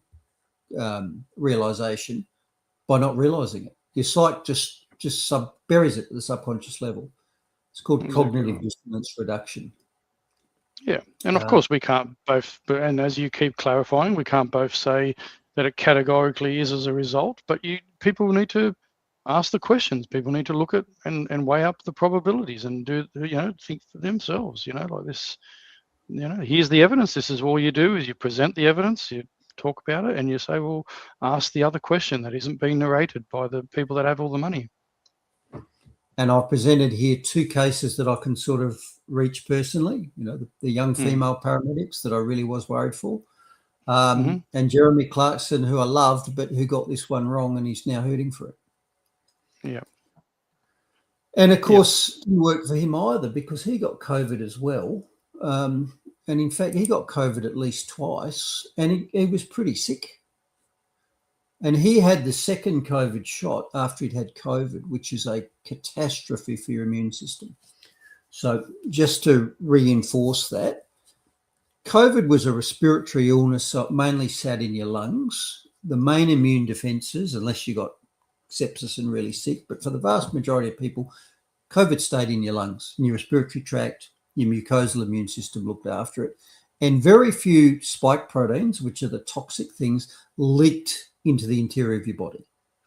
So the load of this toxic spike protein was largely kept out of your body at these mucosal surfaces, unless you injected it. When you injected the mRNA, you got billions of blueprints for making it, which bypassed that immune system. So he primed his immune system to react to COVID, but not in a small natural build-up way. He was suddenly hit with a huge dose of it with his second dose, and that's probably why he got really sick. He probably got a really massive immune response to it, a bit like an allergic reaction. Because again, he was injected with the toxin. Didn't gradually accumulate just a little bit of it at the surfaces. He was given a massive dose of it.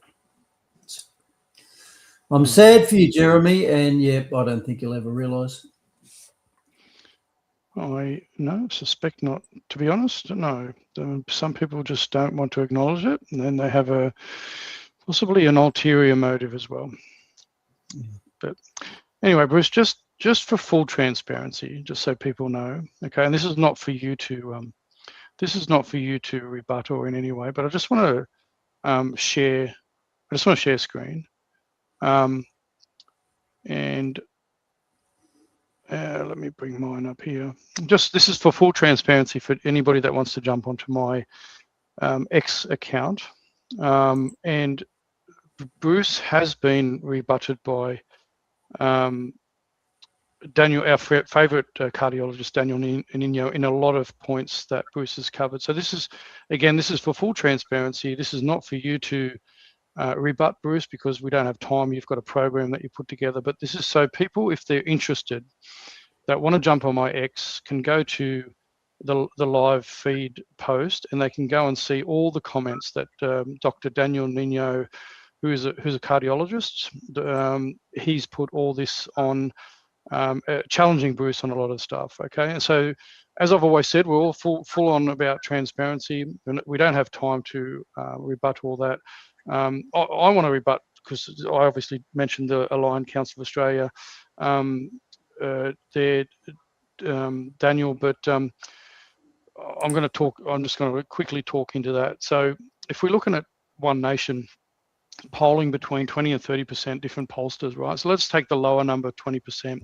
It's about 3.6 million Australians. Now, he challenged the idea that the Aligned Council of Australia's numbers are fudged, 1.5 million Australians, which is okay. So 1.5 million Australians is actually would only poll One Nation at 8.22%, right? But they're clearly polling a lot more than that. So there's a lot more than 1.5 million disenfranchised Australians that we could get together if we could kind of get them together. That could cause a noise. So let's say we use the 20%, the lower number of what One Nation's polling. That's 3.6 million Australians that are disenfranchised with the way the current government system is. So I think we've got some numbers. It's really about how do we get them together? How do we get them working together to push back, to affect change in our governmental system? So that's just my response to Daniel on that from the comments he's put on there. But as I said, Bruce, we've always been transparent about, people challenging you. We don't have time to go through Everything that Daniel puts there, he uses grok a lot. He's obviously clearly got a motivation. He uses studies that obviously supports his cause. As do you, Bruce. Obviously, you look at studies, you look at things that come to your mind that supports where you've been, and Daniel does the same. So, for full transparency and fairness, that's what I've just done there. Yep, and that's great. And I'm not going to be too fussed about what grok says because, as noted, grok's got a long way to go before I regard it as reliable. And also, I'm not impressed by official studies because medicine has been captured by the pharma industry. They own the journals, same as they own the television advertising, they own the governments. And so contrary views just do not get published. It's just impossible.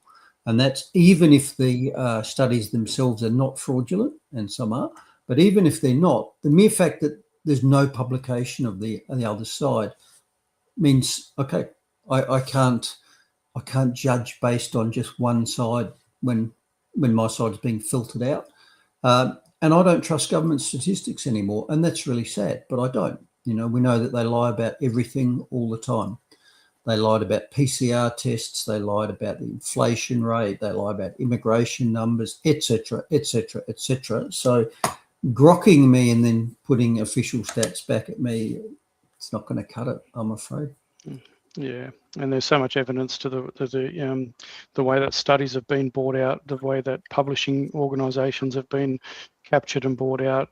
Money buys a lot of influence, doesn't it? So, but anyway, I've done my bit. I've been transparent. I've been fully transparent there, Dan, I think, and we'll get on with the show, Bruce. What do you reckon? And of course, we don't have to be. It's not Dan's channel. No, it isn't Dan's channel, but you know me. I like to be. This is just how I like to roll. I don't owe Dan anything, and I mean, I'm pretty sure that my recommendation to Dan is actually having his own podcast, and then he can bring up there what you're presenting, and he can debunk it as much as he wants and grow his platform to however many hundreds of thousands he might get, and Dan can do that as well. But he wants to spend his time debunking you live on using grok and everything else. But there you go. No worries. All right, moving along. You might recall, going back towards the start of this program, that one of the things I concluded early on was that the whole COVID program was basically a get mRNA vax campaign. It wasn't a public health campaign. It wasn't a survive COVID campaign. It was none of those things. It was get mRNA in your arm. That's what it was all about. And all the usual reasons why you would say, I don't want mRNA in my arm, were extinguished. Things like, I had it last time, I had an allergic reaction. I'm pregnant, we don't know if it's safe. I said, no, thank you. I've already had the illness, so I was immune. None of those conventional excuses from medicine were accepted. They're all extinguished. And the only thing you could do was roll up your sleeve every time you're told, or there were going to be problems. So it was obvious that what they wanted was mRNA in your arm. And one of the things I concluded early on is that one of the reasons for that is because they wanted the mRNA platform to succeed so they could use it for everything else. So it was rolled out for the first time for the COVID holy shots, but the technology itself could be used for pretty much any drug delivery system. So there was huge potential money-making and therapeutic potential going forward. So this technology was too big to fail. They could not have it fail because they really, really wanted this to work. And so sure enough, here's, as far as I know, the first example. So the FDA, the American drug regulator, has just approved the first influenza mRNA vaccine. Of course. There you go. And it's a very efficient way of making vaccines and drugs where you want to change things quickly, because you use the delivery system. So you use the lipid nanoparticle. And the only thing you change is the mRNA message that you put in it. And that's much easier to do than creating a whole new one. So I'm pretty sure they were heavily invested in the success of this, which is another reason why they suppressed any of the bad news. Yeah. Well, vaccine, mRNA for cancer as well, treat cancer. It's good, profitable stuff, though. And there it is. Okay. Now, I hear the same sort of thing with chemo and stuff like that. You know, the cancer industry is a multi-trillion-dollar industry. So, yeah. Yeah. Oh, hello there. Yeah. You like this view, don't you? Yeah. I understand that, you know, a typical chemo patient is $100,000 a year profit line, whereas a patient taking $10 worth of ivermectin a month is not. Yeah, 100%. Yeah, I remember sharing something about that. The new drug that they bought out was something like $700 a course compared to ivermectin or hydroxychloroquine or anything else like that. Yeah, I forget the name of it. Now you might know it, but the thing they bought out. It would be the same thing with a small modification to make it patentable and hopefully still do the same job. That's what it would have been. Yeah. Yep. Yeah, exactly right. Because something's off patent, it's not worth anything to the pharma companies, is it? Correct. And that's when you start suppressing any knowledge that it might work for other things. Seems to be a pattern with that. It is. Well, of course it is. That's pharma has a profit motive. Anyway, moving on, more health stuff. And this is another report of unexpected side effects from the Ozempic class of drugs. I think it was Mounjaro in this case, but it's from that class of drugs. And in this case, this female user said that her libido was extinguished when she started taking Wegovy. And what she said about it, I thought sounded very much like what antidepressant users say.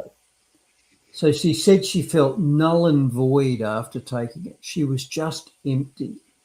And so here's what she said. It was like being on anti-anxiety medication, because I've been on that previously, and that part of your brain just goes completely null and void. I had no connection, no sex drive.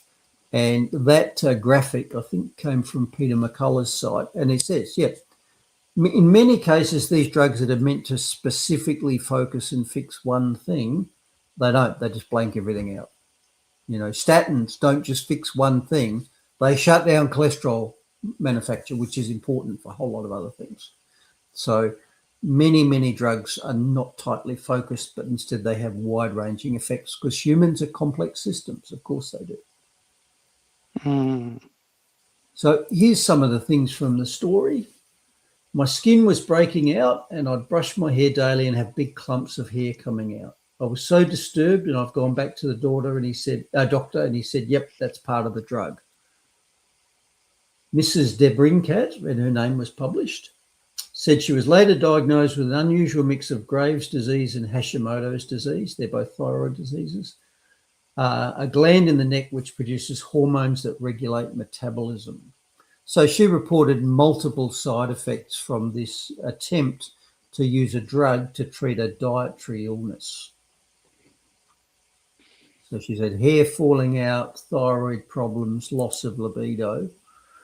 It says she tolerated the side effects, but she stopped because it was costing her too much.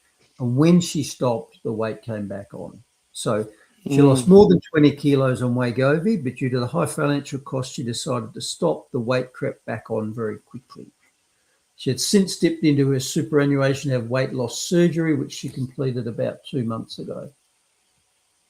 So again, it's a real shame that she chose too expensive Band-Aids instead of addressing the root cause. Obesity's root cause is diet. Of course it is. If you try and address it without addressing the root cause, you can't fix it. At most, you can put a Band-Aid over it for a while. And if you do, you get all these side effects. Yep. And the industry, by the way, did know that loss of libido was a side effect, because here's a published case report.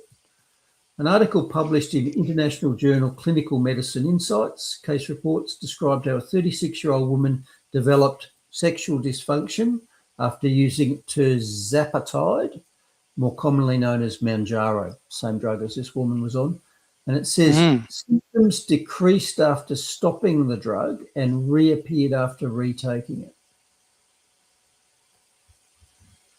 So that's a classic challenge, withdraw, re-challenge test. So she didn't have the symptoms. She started the drug. She got it. She stopped the drug. It went away. She restarted the drug. That's powerful evidence that the drug was the cause. Yeah, it's evidence. Well, it's climate change, Bruce. That's what they'll put it down to. Coffee was too cold. Mm-hmm. And sadly, the conclusion of the article just summed up modern pharma medicine. So instead of saying, okay, well, this thing that you started, then stopped, then restarted, clearly is causing a problem, why don't you just stay off it? Here's what the journal article about the case report said. It noted that lubricants, couples counselling, psychosexual counselling, lifestyle changes, pelvic floor strengthening exercise, and, in bold, antidepressant medication helped.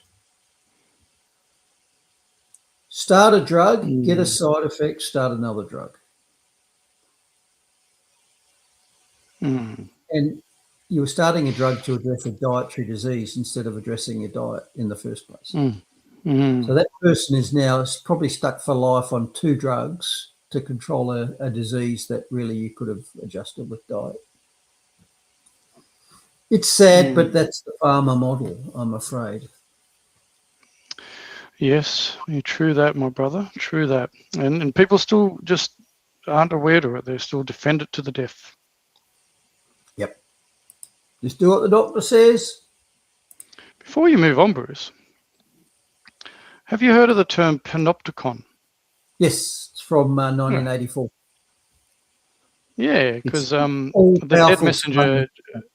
Yeah, I didn't know that. Thanks for sharing that. You're not angry enough about your panopticon. So I looked it up, and it's an institution building design that allows a single watchman to observe all inmates without them knowing if they are currently being watched. So you're referring it back to 1984, but it was invented by English philosopher Jeremy Bentham in 1787. It relies on psychological power because subjects might be observed at any moment. They must constantly regulate their own behaviour. How much of that have you seen? Yeah. Sounds like society, doesn't it? Surveillance cameras, auto surveillance. Now, looking at your Facebook posts, you might get the coppers coming around and saying, you've committed a Facebook crime. Yep, self-censoring. There you go. I didn't realise it predated 1984. Yeah, 1787, Jeremy Bentham, apparently. There you go. And I just flashed up on the screen too, Bruce. News. I just saw it come through on my Facebook feed while I was going, but Starmer's resigned and there was crowd cheering. Now they'll say that they were cheering because, his conciliatory speech or whatever, and he thanked his wife and all that sort of stuff. But look, I got a feeling that he actually, the crowd cheered because there's a good riddance, so Keir. But anyway, so yeah. I think, do you think, what's your take on this, Bruce? Do you think it was public pressure or institutional pressure? I think both. I think it was public pressure making Labor MPs worried about the next election, which of course is what One Nation's doing here. We are going to get changes in Liberal and Labor not because Albo's worried about whether he'll be Prime Minister or not next time. It's because 50 junior members under him are going, hey, boss, my seat's on 3%. If you don't fix this, like the capital gains tax, if you don't fix this, my seat's gone. That's what it's about. Yep. So the machinations will be the end of Albo. So you reckon Albo will go before 2028 election? Labor has a habit of ditching unpopular leaders about 3 months out. So there's been stories about that with Jacinda Allen. If they're still stinking as much, it's likely they'll be ditched in the run up to the next election. I don't think they'll ditch him now because who'd want the job? Yeah, that's right. Don't want to cop that much. Don't want to cop that much crap between now and 2028. 3 months before probably sounds like the way to go. Yeah, exactly. No one to put their hand up. Now, you're sitting on a stinker of a budget that's annoyed a lot of people. You got a rampaging One Nation. No, Even if you were going to challenge him, wouldn't you wait a bit?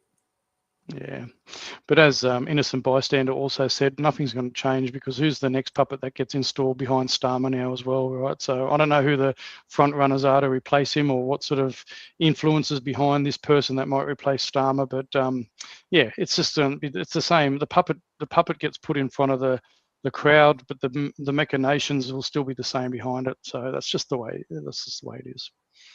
Throw the lot out. Start again. Anyway, back to the show. And you heard it here first, by the way. Although I got in just before Jace. Jace chucked something in the comments, but I already had it flashed up there. So you nearly were going to gazump me, Jace. Now, we had more evidence during the week that One Nation is now a mainstream political party and, in fact, is the party of the people, because Pauline Hanson gave a speech at the press club, and as I understand it, that's the first time she's been invited to it. That's a major press forum in Canberra. And a core part of what she spoke about was something I've spoken about before, and that's the distinction between multicultural and multinational, multi-race, multi-ethnic. So I was pleased to see that she understood that point. So let's. Yeah, I watched that whole press conference, and full credit to her. And people bag her for the way she articulates herself, but credit to her for just saying it as it is. You got that? After decades on the fringes, fronting the main stage on a polling high. Every attempt has been made for years to silence me. Now with the microphone, doubling down on years of immigration warnings. I believe we are in danger of being swamped by Asians. Now we are in danger of being swamped by Muslims. We cannot be a multicultural society. We are a multiracial society, but we must be monocultural. Targeting the 1 in 4 Australians who identify as speaking other languages at home. The most common being Mandarin and Arabic. How can you generate social cohesion if people can't speak the language? Radical Islam in her sights. The people to whom I speak are fed up with hate preachers in some Sydney mosques. I will not walk away from my commitment to get rid of social cancer. Protests outside. Pauline Hanson, go to hell! Take your racist there as well! Her speech interrupted. Yeah, that's disgusting. It's disgusting. That is disgusting. Find that person and Yeah, who's going to be fired? Her voting record questioned after opposing wage rises, childcare support, pension increases and housing affordability measures. Activist group Get Up claiming responsibility. The press club now investigating as she laid out a pro-business position. Businesses also tell me you can't sack people these days. They're on their phones, they don't work, they don't turn up, they actually are lazy. Supporting nuclear power while savaging Labor's renewables policy. The whole net zero hoax. Her position on abortion rights, another point of contention. Even from 20 weeks, I think it's too late to have an abortion. Taking aim at the media in the style of Donald Trump. The Guardian asking whether Pauline Hanson was involved in getting her daughter a government-funded job. Such a trashy journalist, and what you put out all the time, you've got this obsession with constantly trying to pull down myself and my party. One Nation attacking the public broadcasters too, planning to make ABC a subscription service in metro areas and defund SBS. The SBS will be gone. There's no need for it anymore. The internet has overtaken the need for it. You're going to be without a job. So anyway, I can understand that. Isn't that part of your platform? Isn't that part of your platform, Senator, to integrate people from other countries into Australia to help them become Australian? No, I want them to be able to learn to speak English before they get here. Even some of her closest supporters admitted it was risky for Pauline Hanson to take the National Press Club podium and could be make or break for some voters, only now finding out the detail of One Nation policies. One Nation's waging a personal campaign against the Prime Minister. He wasn't planning to tune in. I've got a busy day. Instead, at a multicultural event. Anna Henderson, SBS World News. Of course, there was an Yes, it was. SBS. Of course, there was an SBS report. Look, I got to agree. And look, regardless of whether it gets us censored, I'm not going to, I mean, there's comments in there about, Pauline wearing the Israeli flag around her neck and all this sort of stuff around that. We've never really shied about people's comments on that. But what I do agree with what COVID Scamdemic said, and what you say, Bruce, and I watched the whole lot. There was nothing that Pauline said there that I actually don't disagree with, to be honest. I think she hit everything on the head, and I've been of the view for that for a long time. I've got, German parents who migrated here in the 60s. We all feel the same way, that at the end of the day, you come to Australia, you come to a different country that you're going to live, that's going to take you in with open arms. You do the respectful thing and at least learn the language so you can communicate and get on. If you've been here for 30 years or 20 years and you still don't know this language, well, I'm sorry, man, but you're going to be picked out and you're going to be hassled for that. Because if you can't give enough a shit about learning the language of the land that you've adopted and that's gracefully opened their arms to you, then you deserve all the backlash you get. Absolutely. Yeah, why did you come? Yeah, what's the point? This great, amazing country that has so much to offer. Go back. Go back to where you were. So I've listed here. I'm very grateful as a first generation Australian with migrant parents. I'm blessed to call this country my home, and that I have my own children and my grandchildren here. I absolutely love it, and I will also defend it. And so will so many others that come around the same time as me. My generation saw a report by the Epoch Times from, I think, a Chinese lady that had exactly the same thing to say about the press conference from Pauline. So many migrants that have come here over the decades feel the same way, and all this is just divisionary tactics by the mainstream media, your SBS, your ABC, your 7, 9 and 10, all designed to continue to divide us when that's not actually the case on the ground. Anyway, rant over, sorry. I've listed here the main policy platforms they got out of that. So we got multiculturalism out, and I agree with that. I've stated in the past, I believe culture is all the little rules and agreements and behaviours that everybody works to. So it's like your road rules, but it's chunked up to your entire society. And just like you can't have multiple sets of road rules where you get collisions and people get hurt, you can't have multiple sets of cultures or you get collisions and people get hurt. Same thing. She said radical Islam is out. And again, get your finger over the censorship button. I don't believe Islam is a religion. I believe it is a totalitarian political ideology masquerading as a religion. And I believe it's a political force that is not compatible with Australia. And I've pointed out in the past, it's not radical. Radical is the wrong word. Devout is the word for the people who blow themselves up and shoot up Jewish gatherings. There's nothing radical about what they're doing. They're doing exactly what the instruction manual, the Quran, tells them to do. And I know that because I read it. She's going to address the housing crisis and supply and demand. There's two reasons why we got stress on housing. One is we got more demand, more people coming into the country, maybe 500,000 a year. And the demand side, we can't keep up with the building. Building houses is more and more difficult because there's less competent tradies out there. Fewer and fewer people are fit to work. There's increasing levels of disability. Fewer and fewer people can be bothered to work. We've got a welfare program that says, well, if you don't want to work, just sit in your basement, we'll give you money, et cetera, et cetera, et cetera. But addressing the 500,000 extra people who come in every year looking for a house, huge part of it. She dipped into government spending a bit. She talked about ABC and SBS gone. 100% agree. I want them gone too. The ABC's been around for 100 or more years, and its role used to be a trusted national broadcaster for people who had no alternative. There was one radio station they could get, and when TV came along, there was limited options. Nowadays, we've got the internet. You can find literally thousands of TV stations or radio stations on the internet.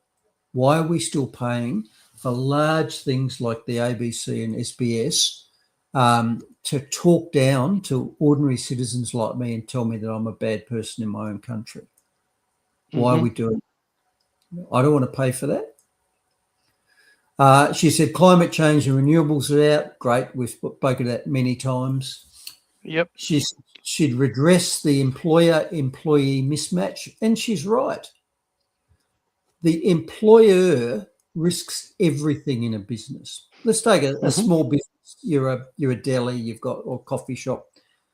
You put your money into it, you've got a big mortgage over it, you're paying the bills every week, you're paying the electricity, the gas, the staff's wages. You could lose everything. You've put your own money into it, you put huge amounts of hours into it. What do your staff do? They turn up, they sell you the time. You give them money for their time and they go away. They have no risk in the business. They have no skin in the game. They don't own it. The only thing your employees own is their time, and they're selling that to you and getting paid for it. So there is no employer-employee mismatch here. The employer should have all the rights. It's their property, the business. They can make an offer to you. If you want to come and work in my business, here's the conditions. That's it. You can say yes or no or try and negotiate back. But to think that the government gives you powers which apply to the person who owns the business, it just makes it harder to employ people. She's right.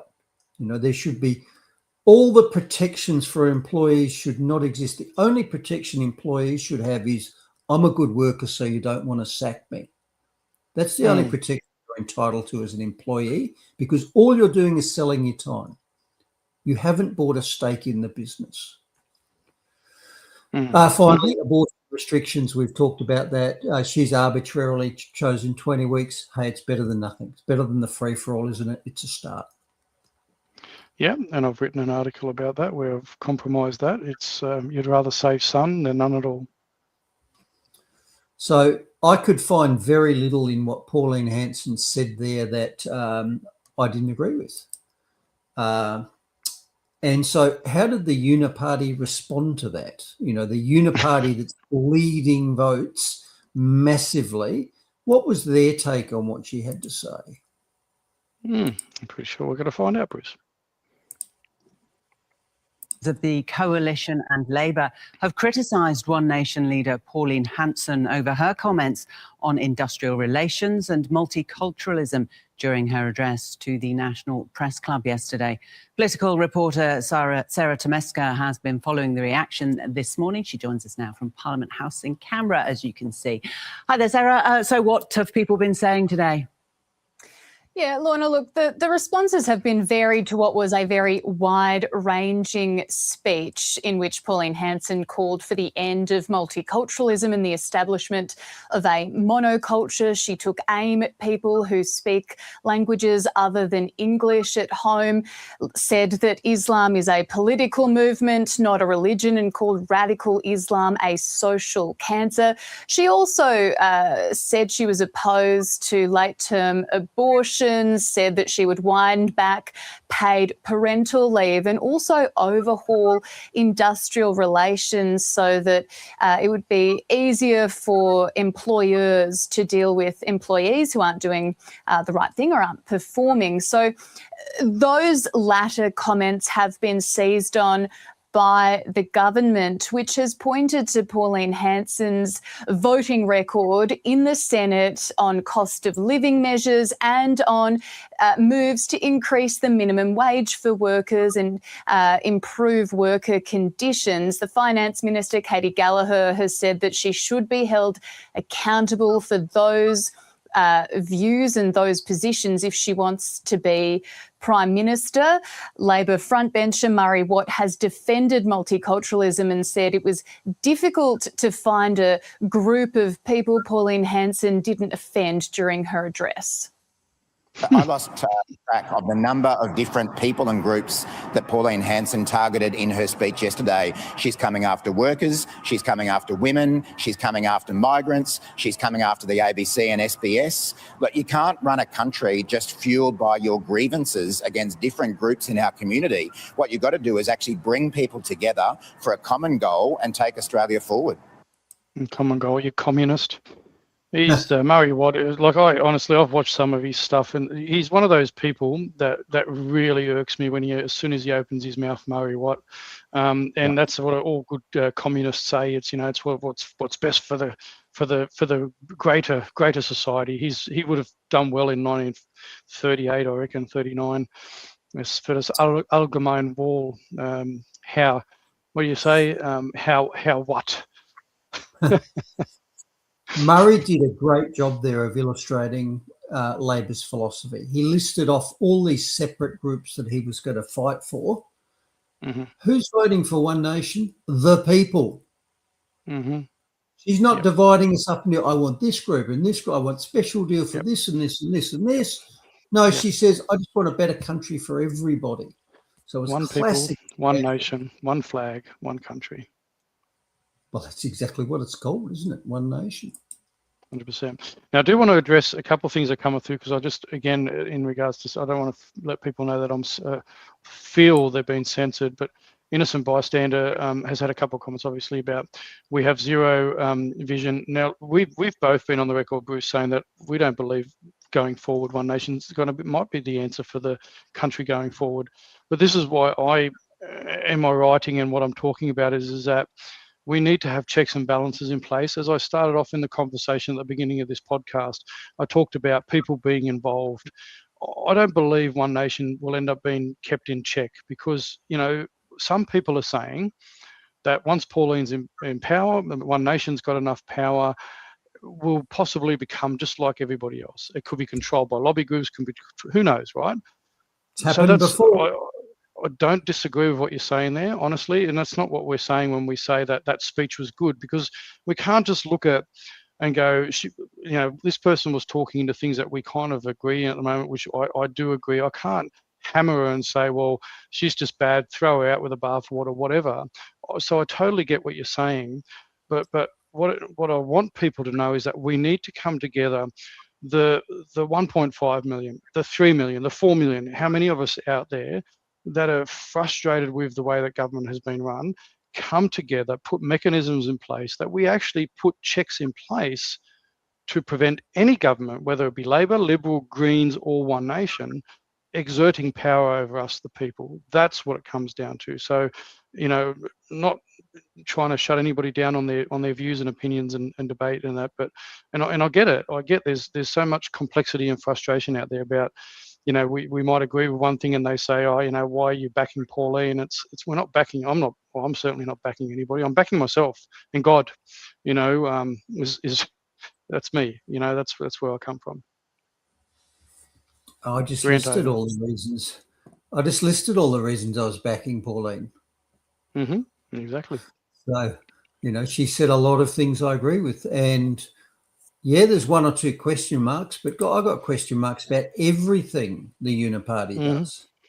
Yeah. And this story that we just looked at said, okay, this is the response between Labor and the coalition. I think they were quoting a National rather than a Liberal, but be that as it may.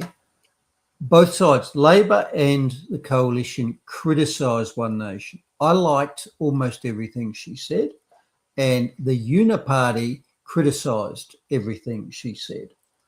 So this to me is just evidence why the Uniparty is the Uniparty, why they're dead. And for people like me who think our country is going to hell in a handbasket quickly, if we don't change something, it's gone.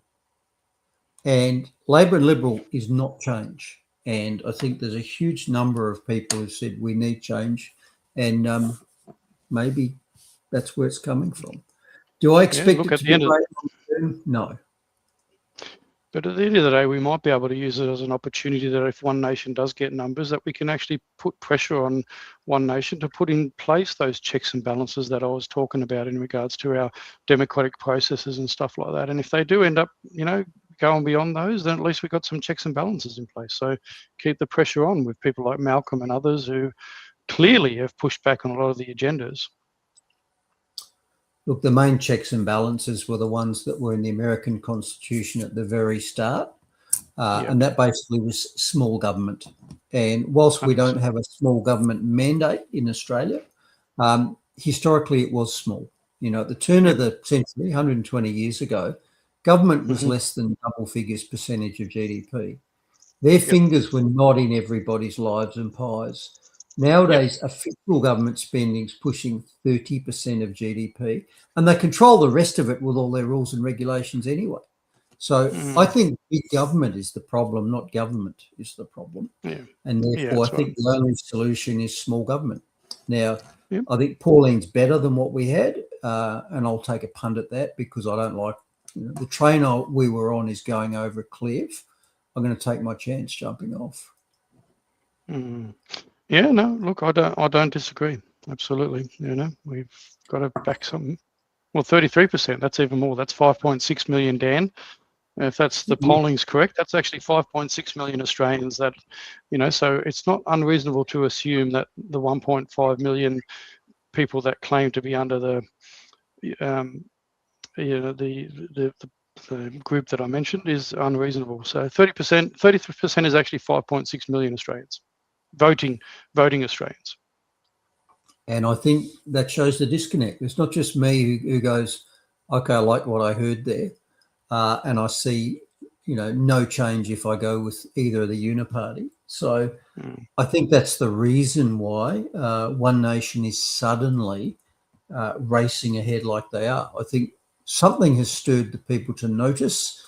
Don Farrell said it was the Bondi massacre. Maybe it was, but something has changed, and that's great because we need change. Yeah.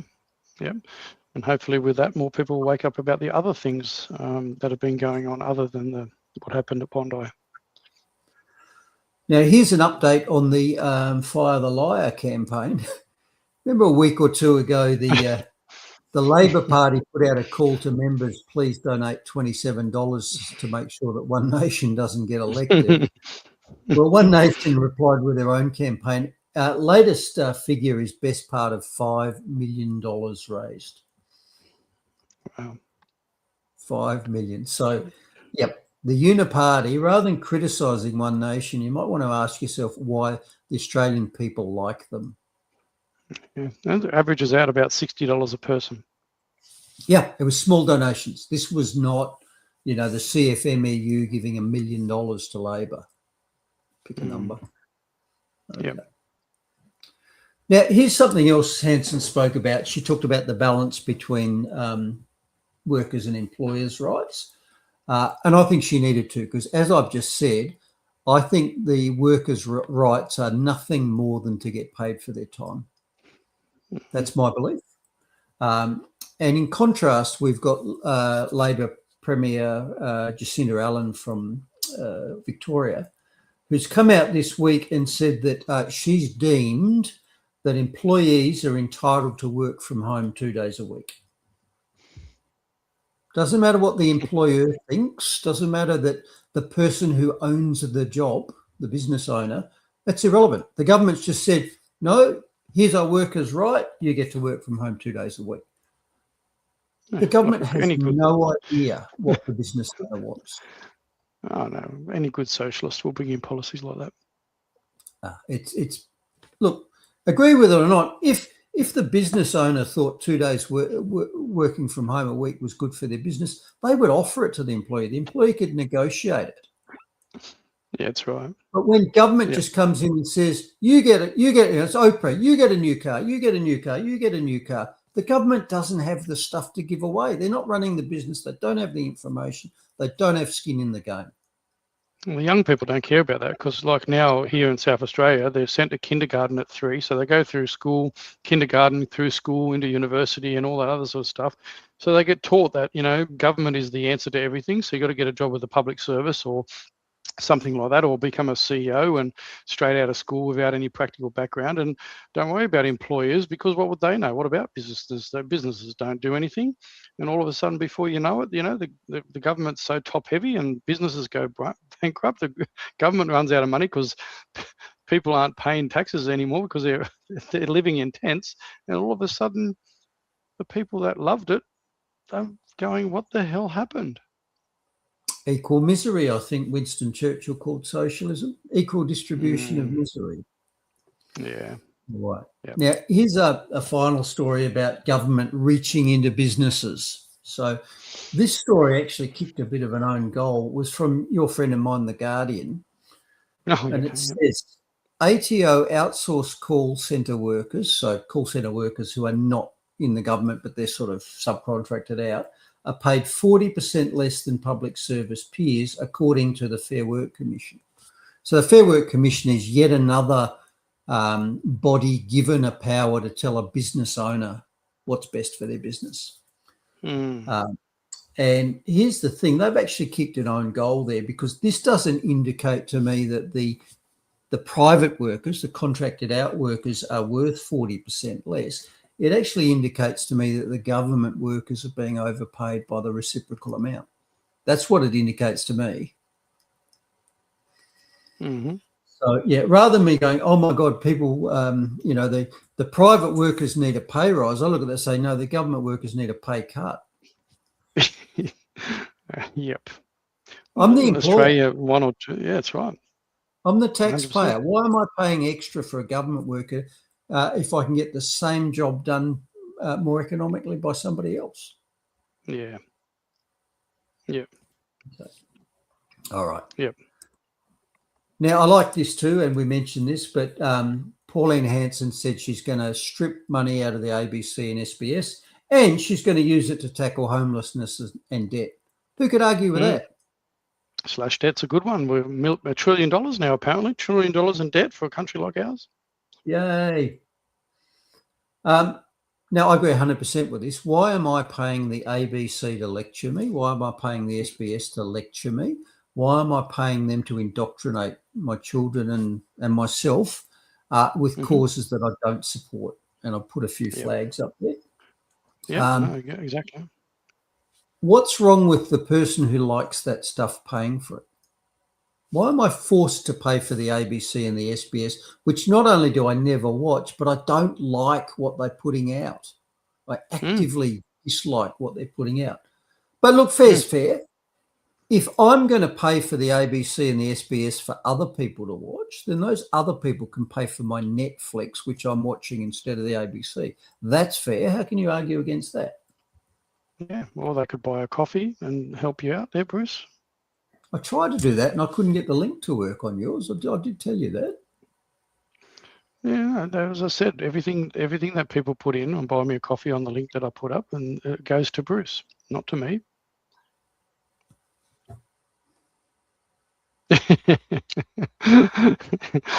Yep. So I should put a code in there. I should put a code in there, Wake Up Australia, and get people to put a comment in Wake Up Australia, because anybody that buys a coffee via the link that we put up, that puts a note that says Wake Up Australia, every bit of proceed goes to Bruce. I'm going to shut up at this point. It's your show. Just you got the floor. No, it's not, mate. I'm going to put the link up, but anyway, I'm still going to put the link in the comment section. All right, so I've just been saying that I fully agree with the defunding of the ABC and the SBS. In fact, I fully agree with the defunding of all media. There should be no government support for any media. If you want it, you pay for it. If it's no good, it dies. If people like it, it's successful. And let's face it, the mainstream media is dying anyway. It's been dying for decades. Young kids don't watch television anymore. They get whatever content they want on their phones, Facebook, TikTok, whatever. And that's a good thing. You've literally got thousands of TV stations on your phone.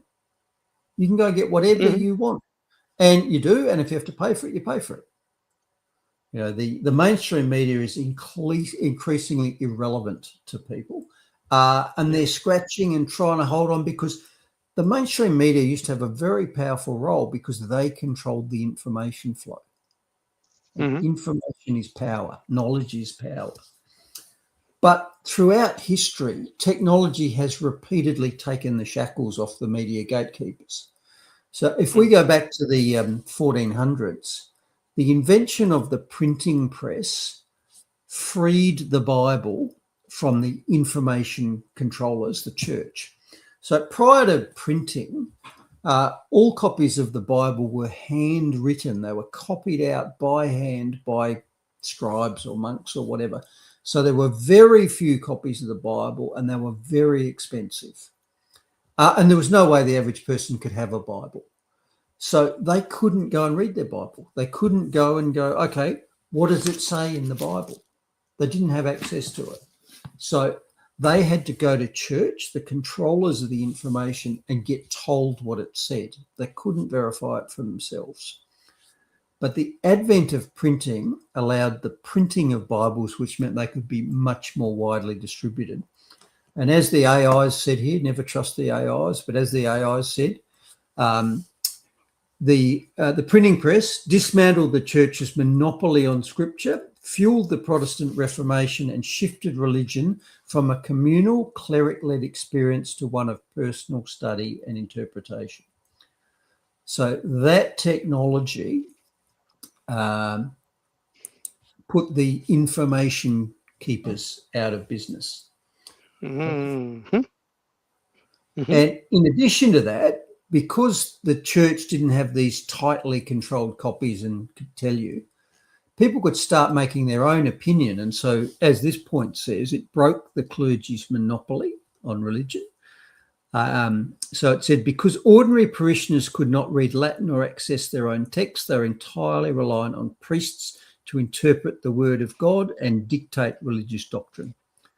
So the press, the Gutenberg Bible, took away that power. They were no longer the gatekeepers for the information. And it made huge changes in society because people could go and do their own research. Mm-hmm. Now, big government today has replaced the church as the sort of centre of moral authority for most people in society, the sole source of truth, perhaps. And so there's a direct parallel here. Just as the church was very tightly holding the information in the Bible, the government is trying to very tightly control the information spread as well. And that's one of the reasons why they're trying to censor all of the ways that information can leak out. They already controlled the media, radio, television, because they paid for it. Then along came the internet, Facebook, TikTok, X, Twitter, you name it. And that allowed escape of information outside of the government channels, and they don't like that. And so, surprise, surprise, what have they been doing? They've been introducing censorship rules. They don't want the free flow of information. Yeah, of course not. And I love this. I've had this cartoon for a while, but I did notice the other day. So you've got Albo there with control of internet speech, censorship. You've got the ABC asking, how would you like this wrapped? Anti-terrorism or protect the kids? And they picked out the ABC as the centre here. It's not Channel 9, it's not Channel 10, but, the central weapon that the government uses to control the flow of information is the ABC. And the ABC dresses it up in whatever wrapping that the government wants. So that's why they want to control the escape of information through social media. It's not to protect the children, it's to protect the monopoly. Yep. Yep, 100%. 100%. We're nearly finishing out here. So we've got this story from South Australia. We'll better click one over. Yeah, South Australia, I tell you what, I'm going to let people know. South Australia, you might think, is not as bad as Victoria or New South Wales, like in the headline sense of things. But let me tell you, the under 16 ban actually came from Peter Malinauskas in South Australia. I did a full Substack on all the sort of stuff that South Australia's done over the last 10 years. And let me tell you, we're not behind on a lot of things here, but it's just seems to be done a lot more subversively. And we've got a very great salesman, Peter Malinowskis. You look at him and he's that car salesman kind of guy, right? He's a, good-looking dude. He speaks well. You know what I mean? He's a good salesman. Yeah, don't be fooled. Don't be fooled. Wolf in sheep's clothing. Yep. I've been trying to focus on South Australia this week. South Australian focus. Boom, boom. Boom, boom. There's an old name. Final story bar one. So this says that government's IT systems are insecure, and so information that you give government is at risk of leakage. So you risk people hacking the data. Not only do I not want my information known to government, I don't want it leaking from government out of there to someone else. So the fact that government storage is insecure is just another reason for me to not tell government anything. And in the military, this was known as the need to know principle. So that one of the key foundations of information security is you don't tell people shit unless they need to know it. True. Information is held. It's not widely distributed. And so, I might work in your office. You might even be my supervisor. But if I'm working on a project and I'm working on something with some sort of security around it, even you as my supervisor don't need to know the details of what I'm accessing there. And you don't know. And it would be improper for you to ask. And if you do, I'd say needs to know, boss, can't tell you. Yeah, just another reason why I don't give information to anybody that I don't need to. Bunnings wants to know, can we have your phone number? I said, no, I'm in witness protection. That shuts them up, by the way. Yeah, nothing ever come from that time you got all those text messages from the AFP? That was nothing, was it? That was a scam, and you might remember my first message. Yeah, you did cover it. That's right. Yeah. It sounds like BS, but you ring me back if you're like, no, never happened. So it was BS. Yeah. All right. So this is my philosophy for government. We've got it backwards. We are private citizens. The government should know nothing about us. They are public servants. We should know everything about them. And the fact that it's reversed tells you just how far removed we are from public service, doesn't it? Yeah, 100%. And I did, and the next article that's coming out, it's going to be a long one, but it also does talk about how they push back on freedom of information requests and all that. There's no transparency, the same as the confidential and commercial in confidence BS with the vaccines, freedom of information requests that have all the pages blanked out.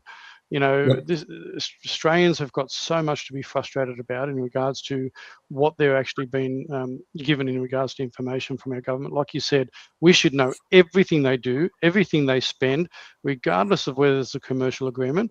And look, we could split hairs about security, national security. Like, we could probably discuss some of that, Bruce, I reckon. But, the vast majority of cases, there isn't anything else that should really prevent the public finding out what's going on in regards to how government operates. Yep, exactly. There should be no cabinet meetings in camera. Yeah, no closed sessions. Yeah, because they're conspiring against us, by the way. That's the definition of a conspiracy. It's a group of people meeting in secret in an attempt to make an outcome happen. Yeah, that's national cabinet, by the way. That's Parliament. You conspiracy theorist, Bruce. Yes, how dare you? What's going on? All right, let's finish out on a zombie story. And the zombie story this week is, of course, the Who flu is coming back. And the Who flu. Only been in the last day or two that we've really had any message traffic over this, so I'm sure this is going to build during the week. But here's the brief outline. 2 migratory seabirds have been found dead on a beach in Western Australia and have tested positive for bird flu. So get ready for the lockdowns and the mass slaughter of chickens to save them from dying of bird flu. And we've covered this before. You can't stop viruses which are airborne, and a sick bird, by the definition, is the definition of an airborne virus, by the way, a bird that's coughing. it's going to fly a lot faster than one just wafting in the wind, right? So the very definition is a sick seabird that's migrating intercontinentally. So you've got that. How does bird flu, if you believe it, how does it get into a chicken shed? Well, it coughs and the virus goes in the ventilation. It shits on the roof and it gets in. It craps on the ground and the worker who's going in there stands on it. Like, there's all these ways. You're never going to stop exposure to it. You know, it's like trying to stop exposure to COVID. It's airborne. It's everywhere. Just accept that. So the same fraudulent control strategy is used. They find a dead bird in a chicken shed. And by the way, chicken sheds have dead birds all the time. There's tens of thousands of birds in them and the conditions are not great. Okay, so birds are dropping dead every day. You start PCR testing them, you get a false positive, all of a sudden the whole shed's got to be euthanized. Now, if we applied this to people, so you get one sick person, you PCR test them positive and it says COVID or flu or whatever you like, then you kill all their close contacts to save them. Didn't they do that? Don't give they them tried ideas. to, but we had a good enough immune system. Some people had a good enough immune system. Some people took a, what was it? What do they call it? A placebo? But this is the concept, you know, you find a case in a shed and then you kill every bird in the shed. You find a case in a town, you don't kill every human in the town to control a disease. It's batshit crazy. But let's see what happens in the next week or two. That is the standard template for protecting us all from migratory birds, the definition of an airborne virus. Yeah. So let's develop. This is even more reason why you continue to push back. And as I've said a long time, they're trying to influence local council, Bruce. And 2013, they tried to get the federal government to fund local councils, and apparently it got up to go to a referendum and all this sort of stuff. And we need to push back as vehemently as possible for the state government to get involved, council, because it's council that puts in place mechanisms to come out to your home, and the state government to kill the chooks.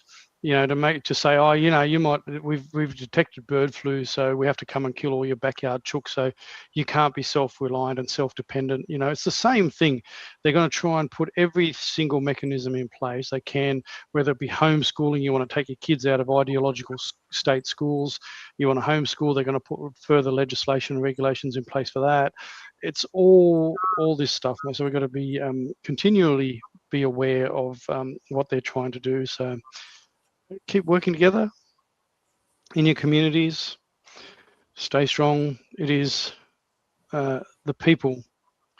It all comes back to the people. Do not give the state the control that it seeks. So, and civil disobedience. Don't register your chickens so they don't know you're there. That's right. And then block the gate. I mean, good on. Yeah, go. They tried this in the UK a couple of years ago. They brought in literally backyard chicken registration. The people fought back and they registered rubber chickens in such large numbers, you know, toy chickens, that the system crashed and failed. And frozen chickens, like they literally go online and fill out the registration for a single frozen chicken. Civil disobedience, crash the system. Yeah, I love it. I've got to love it. Good on you, legend. No, it's definitely been a good show. And look, geez, I tell you, I really appreciate you people that are that stick around for 2.5 hours and continue to comment and watch the show. And you know, Bruce brings a lot of great stuff. Hope you're enjoying it. And thanks to those that have already chipped in for Bruce. So good on you guys. Appreciate that. And as I said, I'm going to stay true to my word. I don't want any of it.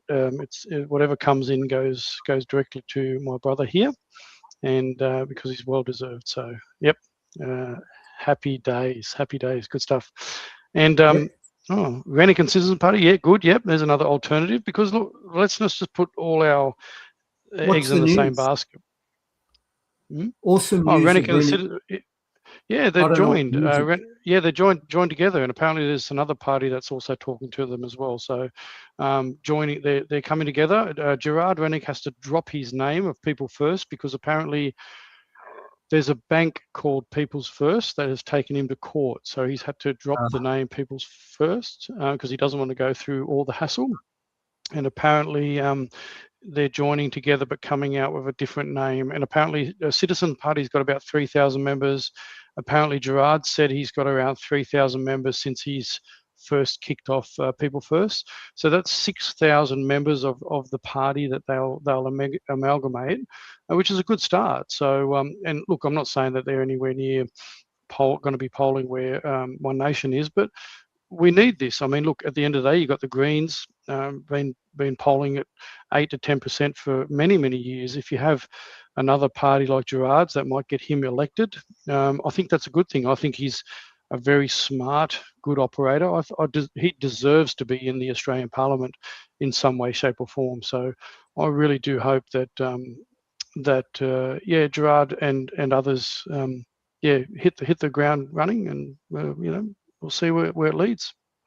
As I said, I've been totally honest. I mean, Pauline's making some good noise, but I've learnt that you've got to take people off face value, but always keep that reserved thought about that we can't put our trust in everybody. And as I said, I only put my trust in my Lord Jesus, God, and through Holy Spirit, guide me, help me discern, and that's where I go. Till next week. But anyway, Bruce, no, I'm not going to let you go that easy, brother. Because I said, like, I didn't cover anything at the beginning, and as we go, because I thought you were actually going to cover this, Bruce. You're not going to hiding away on me. You bloody troublemaker, you. Because I genuinely thought you were going to cover this, but there's so much going on, brother. Right? So I kind of you covered so much, but I do want to share this, the Tulsi Gabbard thing. I don't know. Were you aware of her release before she went? Now, I just want to read this post because I was one of these people that went, oh yeah, look at her go. But I want to, just as we close, and this will be the last thing because I know it's been a long show, but I want to read this from Aaron Day on X. Tulsi Gabbard didn't release the Fauci files to get justice. She released them to demoralize you while crowning herself a hero for people too lazy to ask one question. Why now? Why her last day? Because the cage was already double locked and she knew it. Lock 1, the statute of limitations on Fauci's cleanest perjury count ran out on May 11. He sat in front of Congress in 2021 and swore the NIH never funded gain-of-function research at Wuhan. That was the case. Rand Paul screamed about the deadline for weeks. Nancy Mace screamed about it. The Department of Justice sat on its hands and let the clock hit 0. The last window closes in July. It's almost gone. Lock 2, Biden preemptively, think about that for a second, preemptively pardoned Fauci on his last night in office. So even if the clock hadn't run out, he walks, there was never going to be a trial, not now, not ever. And that was auto pen anyway by Biden. Gabbard knows all of this. Her staff knows all of this. She waited until the man was untouchable by 2 separate fail-safes, then strolled out the door and handed you the receipts like she just cracked the case. That's not courage. That's not a magician showing you the trick after the show's over and taking a bow. You're not getting accountability. You're getting highlight reel. You learn just enough truth to feel something, then watch nothing happen on purpose. That's the entire function. Outrage with no exit. Knowledge with no remedy. They want you informed and powerless because a powerless informed population is easier to manage than an ignorant one. If you're celebrating this, you're one of 2 things. You don't understand the process or you're helping run the con. There is no third option. And anyone who points to this stunt as a reason to back Tulsi for higher office should be disregarded on the spot. Not debated, disregarded. Failing for the same trick twice is not personality. It's not a badge. It's a disqualification. I get that people make mistakes. I get that some of you just woke up. Fine, but the technocracy isn't waiting for you to finish your learning curve. the clock ran out years ago, and we cannot keep handing the microphone to people who found the fight yesterday and want a medal for showing up. We already lost 3 years to this exact play. Theatre, delay, applause, nothing. I'm not losing 3 more. So anyway, whether people agree or disagree, but I think it talks into a lot of the stuff that we're saying is that, you know, there's a lot of moving pieces in this geopolitical environment that we're in. So stay aware, stay awake, listen to Bruce, tune in every Monday at 5 o'clock Eastern Standard, even though it's work or dinner time, and you'll get great information from our brother here. Yep. I saw the Tulsi Gabbard thing, and I really didn't engage because we already know this. We've known this for a long time. And I'm well past the get revenge or educate people phase. I'm at the, you know, build your own lifeboat stage. So, yeah, I didn't engage very strongly with it because, of course, we all know Fauci was a criminal and hurt a lot of people. We all know that he's going to get away with it. Yeah, exactly right. Exactly right. No, keep up the great work, brother. Really love you lots, man. And God bless everybody out there. And we'll see you all next week on Monday after another, hopefully, maybe an eventful week, Bruce. I'm pretty sure these 2.5. This is nearly cracking. Yeah, 2.5 hours. So we fluffed it out enough for you, brother. There you go. All right, brother. Anyway, hope you all enjoyed. God bless you all. Take care. To fight again for that already burned, he was driven towards the flames. Oh, the signs are there for all to see, the signs we've lost our way. When we jail our heroes and applaud our villains and turn our hearts away, like a silent choir, too scared to sing the anthem of a braver day. A song our children may never hear, the ballad of Dr. Bruce Paix. A song our children may never hear, the ballad of Dr. Bruce Paix.